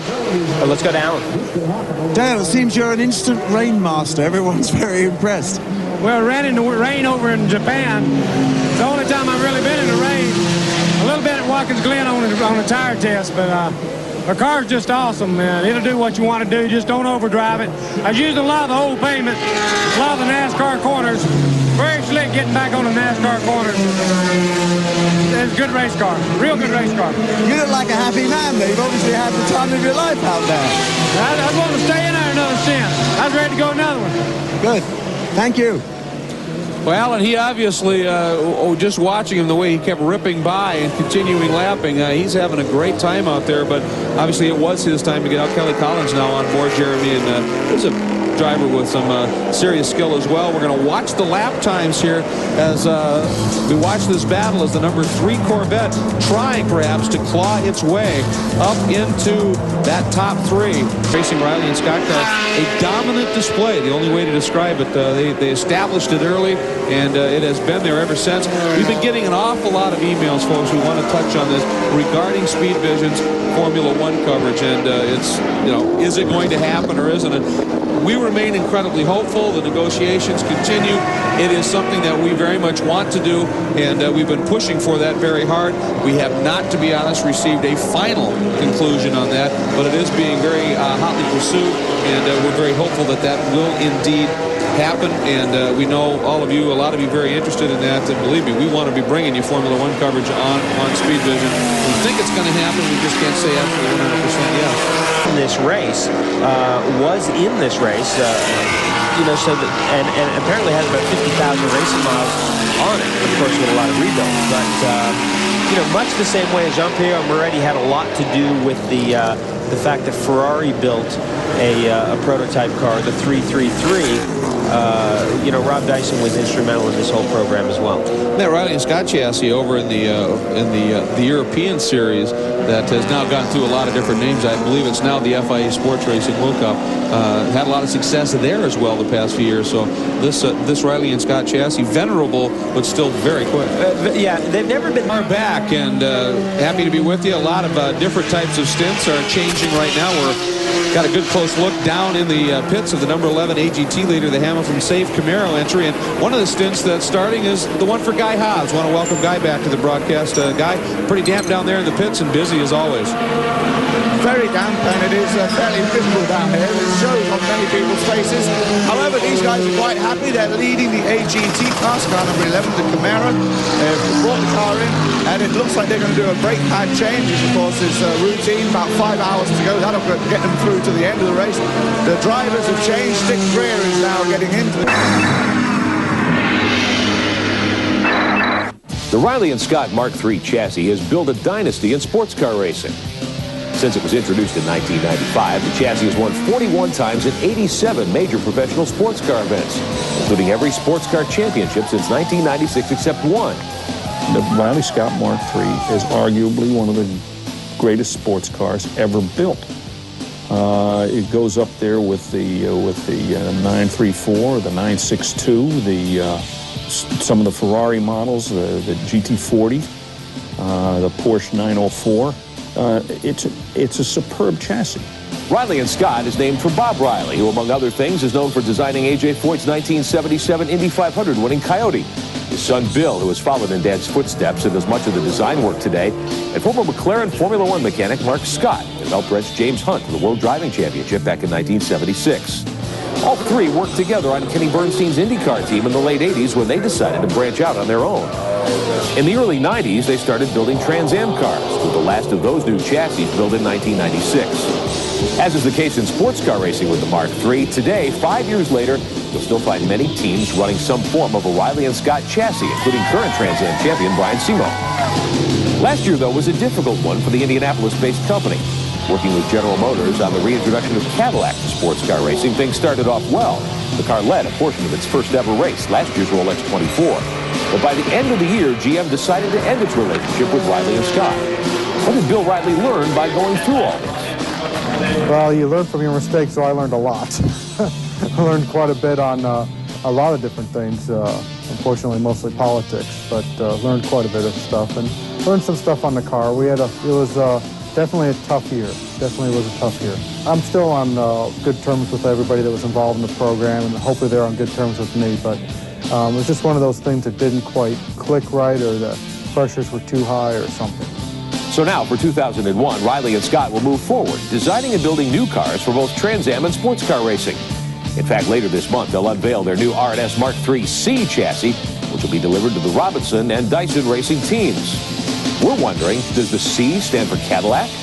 Well, we had, the Cadillac program ticking along, and we started working on a new Cadillac car, or a new car design. And then had a lot of requests from our strong Mark III customers to have an updated car. So when Cadillac decided to go, when us and Cadillac went our separate ways, we decided to roll in some things we were developing on the new car and roll them into the new Mark III-C. No matter how good it is, it'll certainly be hard to beat the record of the original Mark III. If Rob Dyson does go to Le Mans with the new Mark III-C, it'll be interesting to see how it stacks up against the latest version of the Cadillac.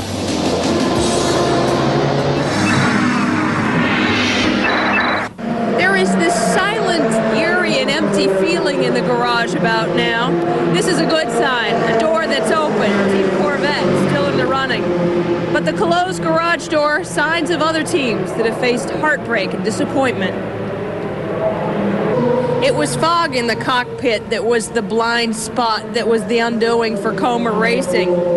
Jack Willis was in the cockpit, couldn't see, was going blind. Look at this. Into the tire barrier. John Levy, you wish you had your driver's suit on right now, getting ready to make a change. How disappointing is this? Well, it's real disappointing. We overcame a tremendous amount of adversity. This car had no miles on it until Thursday afternoon. This was a brand new car that we built to win the American GT Championship, and this is not quite the way we wanted to start. The visibility was really bad in the rain, but the Goodyear tires just stuck. I've never driven in the rain until this race, and this is the first time I was ever on rain tires, and I was amazed. But if you can't see where you're going, it's a problem. For fans, it's almost like visiting a memorial, remembering so much potential hours ago, only to be defeated. How much does this hurt, watching this?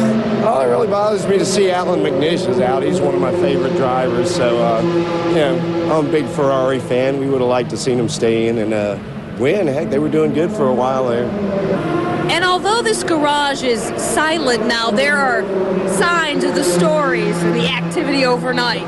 The brake pads that have been changed, the sugar highs to get through, and the energy food that's still left to consume. Stuff. Now, these are some key cars that are out of the race. There have been a lot of emails about some of these cars. The number 4 car is the Conrad car, the Lola Ford. They ran into engine problems. There is the Celine, the S7R. They did have a gearbox problem, but before that, they had also blown a tire and literally ripped the the left rear suspension off that car. The number 6 Lola Nissan, that's one of the SR2 cars. That car crashed. The number 8 Lola Ford, all sorts of problems with that car. Number 18 AGT Corvette, overheating with that car. Now, the number 27 Crawford Judd, that car ran into gearbox problems very early. That's Didier Tay's previous winner. Who else was in that car? Ross Bentley was in that car. Freddie Lienhardt was in that car. And that car making its debut, an American-built sports car, hopefully to rival the Riley and Scott. Only one of the cars in the race, not enough testing time on that car. And there's going to be a great future for that car, of course, run by Kevin Dorn, who has won this race a number of times. The number 38 Lola Porsche, that is a car that we thought could really win this race. Bob Wallach, Dorsey Schrader, Sasha Maassen, Hurley Haywood, that car really should have been bulletproof, and it ended up having a motor problem in the night. It was, in fact, quite a surprise that they were really expecting that car to be able to just keep circulating. Also, you take a look, I think, Jeremy, it's the number 76 entry, another of the GT1 category cars, one that one of the youngest drivers here, Gunnar Jeanette, was one of the Gunnar racing cars, teamed with Paul Newman, Mike Brockman. They were looking forward to some good stuff. And there are 2 other cars, Greg, I want to mention. They're both still in the race. The number 0 car, which was up as high as 2nd in GTS, that is the Weizsäck Porsche 911 GT1, driven by David Empringham, Scott Maxwell, and Richard Spinard. They had to change the gearbox on that car. They were out for a couple of hours. They had to, I guess, pull a gearbox out of their test car. They are back out on the racetrack now, but they are well down the running order. And the number 54 BMW M3, which continues to be worked on, who, of course, was leading the GT class, is back in the garage right now being worked on. I'm convinced we're going to see the re-emergence of that car. They're not done, but they are certainly not going to win the GT class. Broken oil coupling is what they're suspecting. Now, that's important to point out. We had the gravity of the cars that are officially retired. There are a number of cars that aren't out on the track right now necessarily, but are still officially in the running. Let's go down now to Dave Burns' information on the number 16 car at Weaver. Yeah, we want to update that guy that's still on the track and way out ahead, Greg. They were on pit lane just during Sandy's piece there. Very briefly, James Weaver stayed in the car, worked a long time on his visor, trying to get everything cleaned up. They changed 4 tires. They did not add any oil. They did not remove or put on any tape on the front end. So it appears they balanced out the 16 at this point and are fairly happy with the way it's running. TS category, quite a few laps behind Knifel's class leading machine right now, but nonetheless, they have been a very consistent car, and Knifel trying to come up and get another lap on them here, and the Weizsäck machine duly moves over, gives way, understanding that Knifel was going to go by, might as well make it easy and avoid any problems. And that was interesting there. You were talking about, Jeremy, how the cars, most of them avoiding getting out in that concrete strip, but when somebody's passing it, sometimes you got to get onto it a little bit, go white knuckle, I would imagine. Yeah, that's true. You just have to, not be quite as aggressive with the throttle. It's very, very slick in the infield there. You can see Chris there running around the rim of the corner where the grip is a little bit better. And that's pretty classic rain driving, to stay off the more polished parts of the pavement. You see again there, it stays away from the apex of the corner. There's the number 39 car. Dave, you're in the pit lane. Yeah, Jeremy, this, of course, is the running 4th in GT class, Peterson Motorsports entry. They're leading the class as well in the 31. Kimberly Hiskey will buckle in now. She's one of only very few women running in the Daytona 24, the Rolex 24 here at Daytona. And I asked Kimberly how her rain stints have been over the course of the night, and she said, no problem, I'm from Seattle. 73 laps now complete here at the year 2001 Rolex 24.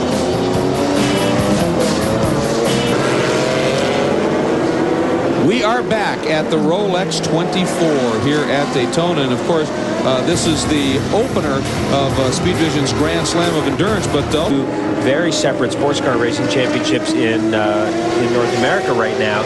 And, you know, that has created, in a way it's created problems, because neither one of them is potentially as strong as they could be. Of course, great turnout for this race, which is a Grand Am race, and there'll be a great turnout at Sebring in a few weeks, which will be an LMS race. And it would certainly be great to see both those races as part of the same championship, but in the foreseeable future, it's unlikely that that's going to happen.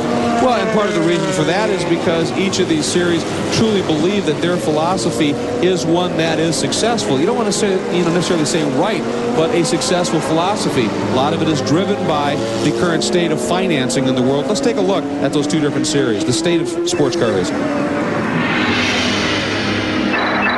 I think I and many of us appreciate that you've got to have the middle ground of the privateers that have a chance to win races in order to have a series that's going to be a long-term series. As Roger Edmondson, our leader, tells us, he will be here forever. And they're going to build this on a business-like basis and make it work. If you look at our schedule, we've got with Grand Am all the classic road race tracks, Mid-Ohio, Road America, and Lime Rock are probably three of the best tracks.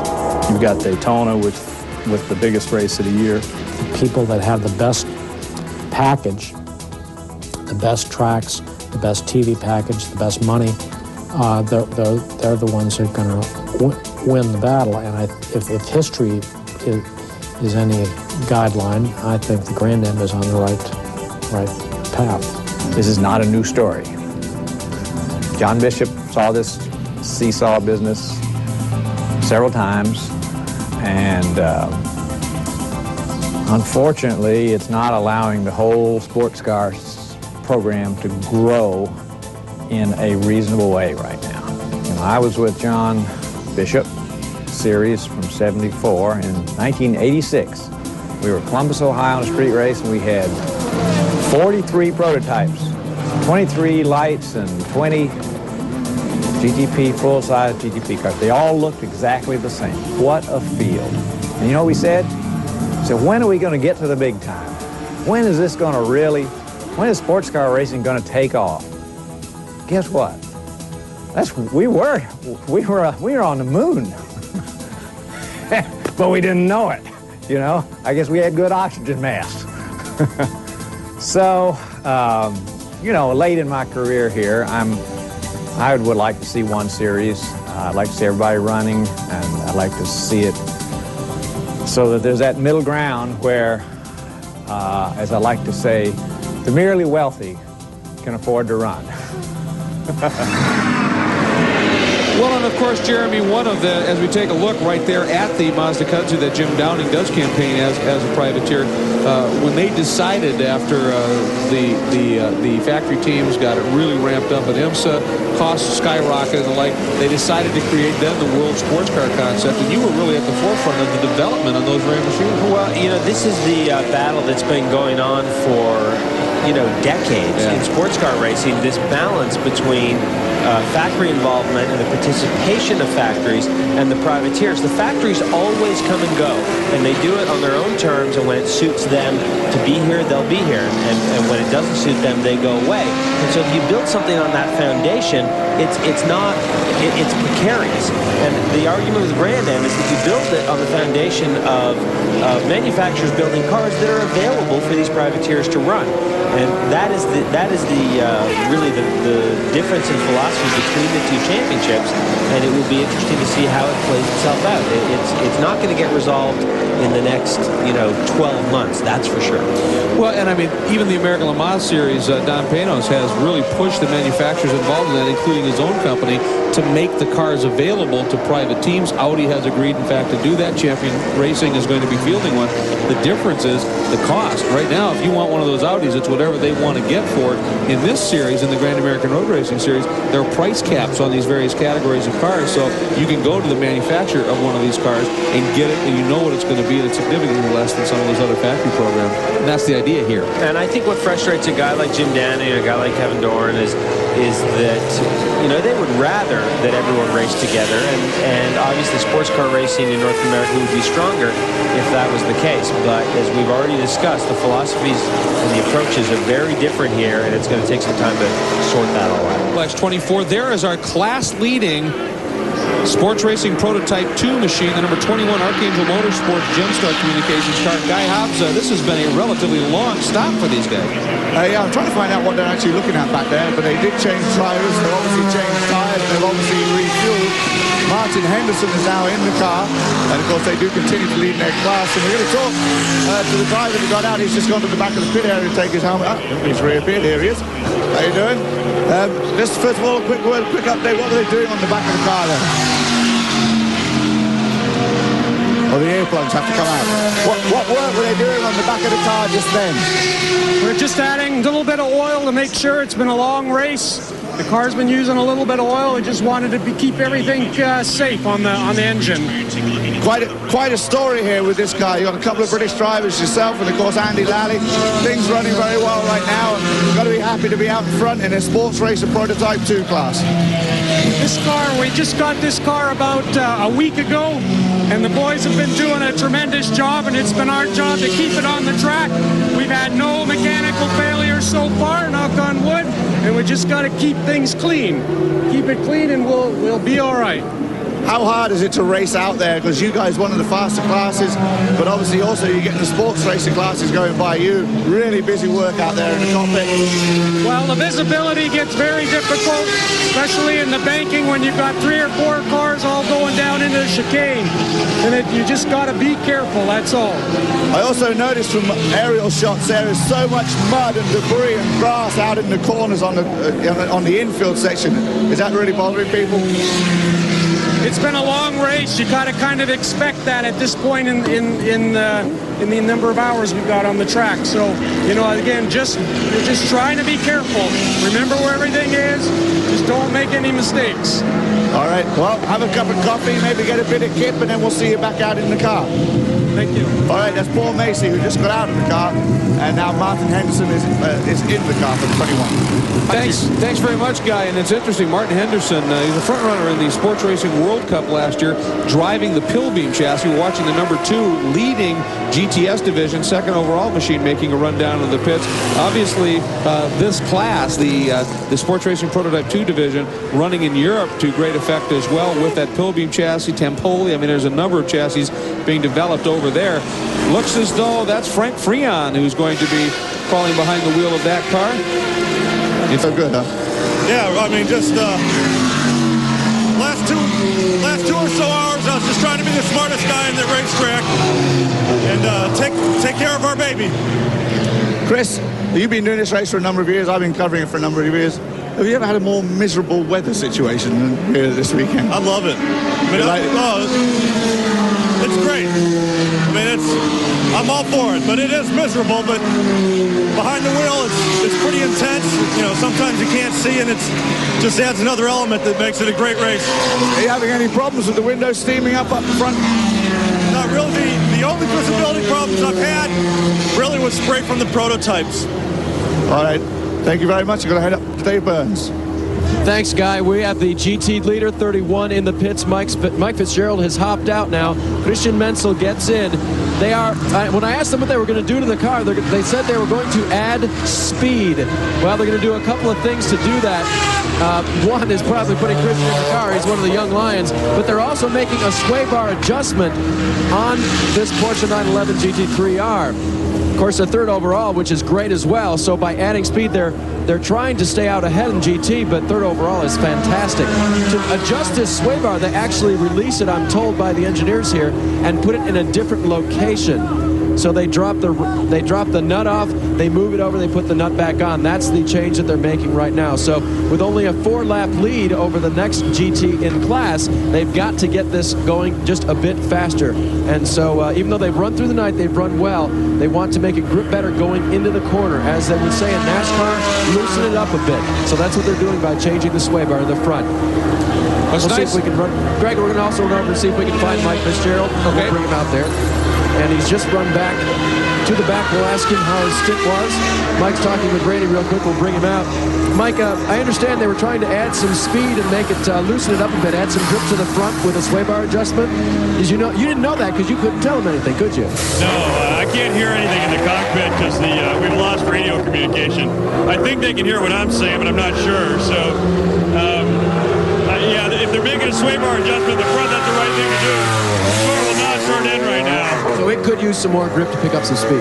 Yeah, we don't really need any speed right now, but it'd still make the car easier to drive, and that's the main thing at this point. Looks like they were going to put on the intermediate tire. Would you say that's a good call based on what the track's doing right now? It's still pretty wet out there, but if it dries off, intermediate would probably be a pretty good call. It's in between right now, I think. All right, Christian Menzel gets back out. It is his first 24 hours and the most cars he's ever seen on track. That's Christian Menzel in the 31-liter now. And guys, what I find interesting about this situation is, I mean, it's been quite wet for a long time. And Randy Pobst, when he got out of the car, was complaining about the balance. The car just wouldn't turn in. So they're probably softening the anti-roll bar in the front, or the sway bar, which will help the car turn in better. The only problem is if it does dry out, then the car is going to be a little too positive in the front. It's going to turn in too well, and now the balance in the dry will go away. So these guys will have to hope that it just stays wet and that the car, maintains its balance. That's where you can get into problems if you're making those kinds of changes. Europe's unfold some notable names no longer on that pylon. In fact, many of them now appearing well off of the leaderboard. One of them a car that was generating quite a bit of excitement here, the number 5 Celine SR7. Trans Am champion Paul Gentilozzi had teamed up with that one, but they've had problems. But a great story. Last August, in an announcement that caught many people by surprise, the folks from Celine unveiled their S7 to the media, saying this was a car they were going to go racing with. After undergoing testing in Europe, the Celine S7R made its debut 2 months later at Laguna Seca, with drivers Tommy Kendall, Terry Borchler, and Ron Johnson. The car was qualified 4th in class, behind the 2 Corvettes and the lead Oreca Viper, but it suffered the new car blues during the race and would only finish 97 of the 119 laps. Now, for the first time since Laguna, the Celine S7R returns to active competition, this time in the hands of Paul Gentilozzi and his championship-winning Rocket Sports team. Having won his first Trans Am title in 1998 in a Corvette, Paul backed up that accomplishment in 1999, driving a Ford Mustang.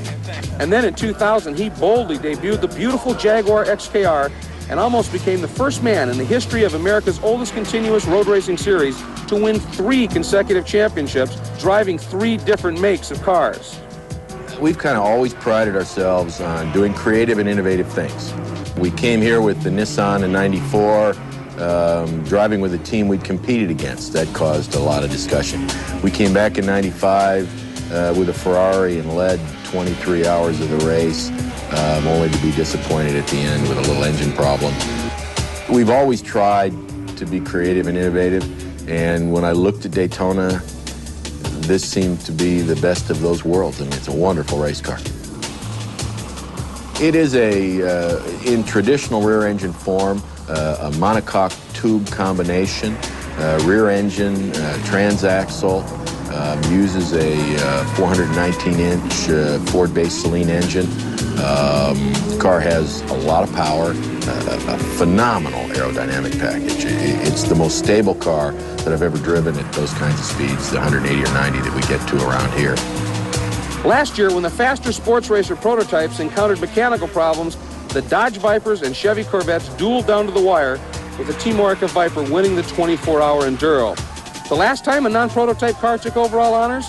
that 1994 race Jen Losey spoke of earlier, when he, along with Butch Leitzinger, Scott Pruitt, and Steve Millen in a Nissan 300ZX, bested the rest of what the Rolex 24 had to offer. Can a similar occurrence happen again in 2001? I think it'll be more difficult this year. I think the level of sophistication for the sports cars is better. Teams like the Dyson team had odd things break last year. It was their race. Certainly they got to be the favorites coming in. But I wouldn't overlook some of the other unique cars. Daytona is a unique kind of madam to date with. Just when you think you know her, she'll bite you. Unfortunately, she bit, and it was the number 5 car, Scott Pruitt, who Jen Losey had worked to come back on board with him. It absolutely shredded the rear tire, and you could see it actually broke the suspension in so doing, and the damage apparently even worse than that, because they haven't been back. No, you know what, Greg, and the week for them just never got going on the right foot. They had clutch problems with the car. They had various handling problems.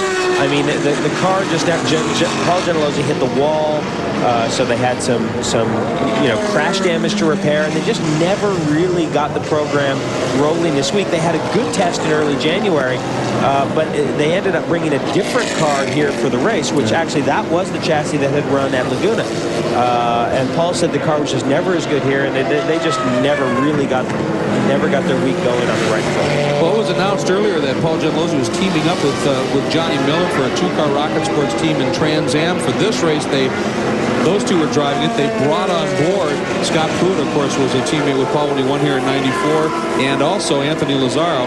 Just never really were able to make that happen. So we are just past 9 a.m., which means just a little less than 4 hours remaining here as we have completed 20 at the Rolex 24.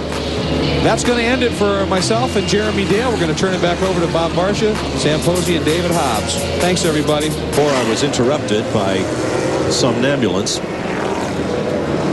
this 39th edition of the Rolex 24 has been absolutely blighted by rain, but in a way it's added to the intensity of the drama, and the most recent chapter is being written right now. That's the number 07 GTS class G&W Motorsports Porsche GT2 machine. Steve Marshall from Blacksburg, Virginia, Danny Marshall from Danville, Virginia, plus Tim Holt and Johannes von Overbeek from Danville, California, if you can believe that. At the controls, lost a tire in the tri-oval area at top speed. The driver managed to get it to a stop just past the pit exit, and we have a full course caution as the number 3 Chevrolet Corvette C5R that has fought virtually a race-long battle to pull itself up the leaderboard after problem, including an overnight transmission and half-shaft change, while Dale Earnhardt Jr. tried to suss out his problem. Both of the Earnhardts have driven superbly in this race. While we have an opportunity, let's get down to the pit lane and Dave Burns. And Bob, they are discussing now the strategy for the AGT second running Team AMIC Motorsports number 44. And this is driver Bill Lester, who has been out on his 4th Daytona. This is the second time in a Corvette, but probably the best Corvette he's had. You've been watching that Camaro, leader in AGT, slow down, haven't you? Yeah, that's been making us get really excited. I mean, we've been doing a good job. The Team AMIC Motorsports crew has been working their tails off. And every time we see that 11 car go around and the pace it's going around, it gets us more and more excited because we're definitely gaining more time on them. And we're optimistic we're going to get to the top rung of this thing by the time the checker flag comes. Optimistic, yeah, you're pumped. Right now, Bill, you in the Motorola Cup, you and John Heinrichs finished 3rd the other day. How confident are you with this course now in your 4th Rolex? Yeah, the car went by and I couldn't quite understand what you were saying, but yeah, we did finish 3rd in the Motorola Cup yesterday in a Corvette, and we're very pleased by that, but this is the real big prize, so we're concentrating on this. So will we in just a moment. And since this race began at 1 o'clock Eastern time yesterday, we've covered 2,100 miles plus, or if you've got your Rand McNally out, sufficient distance to drive from Daytona Beach to Phoenix, Arizona. We still have a long way to go. The number 07 car about to be towed in after losing a right rear tire and coming to a stop at the pit out. Let's get down to Guy Hobbs in the pit lane. Where we are in the Team Seattle pit cars, number 66 and 67, and you can see here from the sign they're racing for children charity. They've reached $191,250 so far as of 8:30 a.m. this morning. They've been doing this for 5 years, and they're hoping to make the $1 million mark here today. And once we get to lap 517, if we get to lap 517, that is when they'll hit their mark. Don Kitch has just got out of the car. First of all, what are the hopes of getting to lap 517? As soon as possible. With the number of yellows and all the rain, it's slowed our race pace down quite a bit. But when that car goes across start finish for the 517th time in this 24 hours, we'll have brought in $1 million for the finest child health care provider in this nation, Seattle Children's Hospital, and the most beautiful city in this nation, Seattle. That's over 5 years, and every dime of that money goes directly to the care for these kids. So we're elated. We couldn't do it without Grand Am. We couldn't do it without Daytona Speedway. We couldn't do it without SpeedVision and all our supporters back in the city of Seattle. $1 million, and every dime goes to these kids.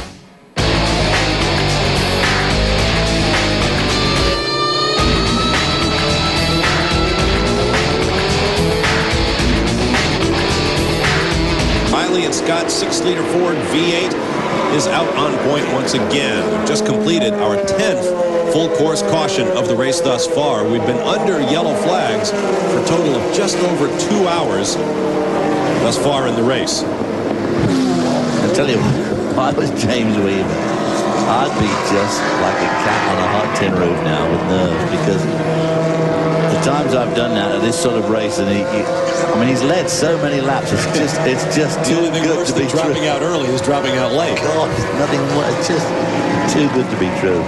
It's desperate to drop out late when you've led so far. Well, you missed dinner and everything.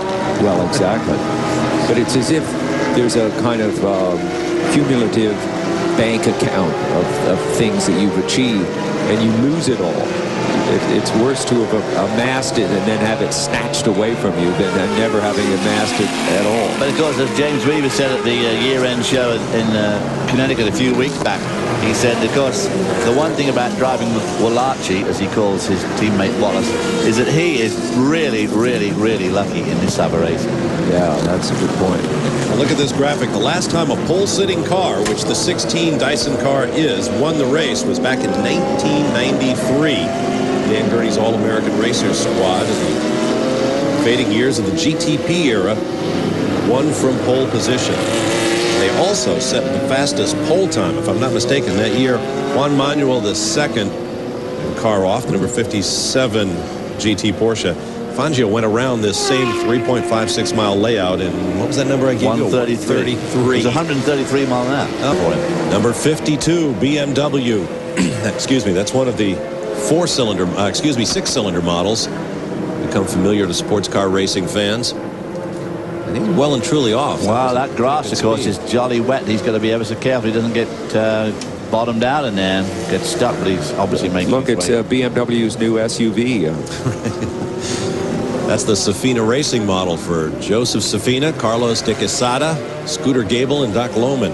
Meanwhile, number 16 just keeps on running. But remember, last year they had a 13-lap lead by Sunday dawn, and they wound up finishing 4th in the overall behind a trio of GT cars. Down to the pit lane, and Dave Burns. You know, Bob, so often we interview the drivers right when they step out of the car, and you know, David and Sam, I'm sure you always appreciate that so much when we come rushing in there. So I thought we talked to Butch before he gets in to the leading 16, and you were telling me just a moment ago what you do to sort of get ready. You sort of tone down before you get in, don't you? Well, yeah, in this case, you know, normally like in a sprint race, you kind of psych yourself up so you can just tear out of the pits. But in the way this race is going, you know, we can't lose the race just by someone passing us 24 times, whatever. You know, the only way we're going to lose the race is if we crash it, or if you know, we get mixed up with somebody else, or if we break the gearbox. So, you know, really, I just need to go out there and take it like a Sunday drive, make every gear shift very deliberate, stay away from any other traffic. You know, just try to make, you know, the highest percentage passes, and just, you know, so really, I'm just, more than anything, I'm just trying to calm down and just, you know, not get you know, involved in all the hype of it. So, Butch will hope that there's nothing that unnerves him before he gets into the Dyson number 16, which he hopes is still leading here at the Rolex 24 at Daytona when he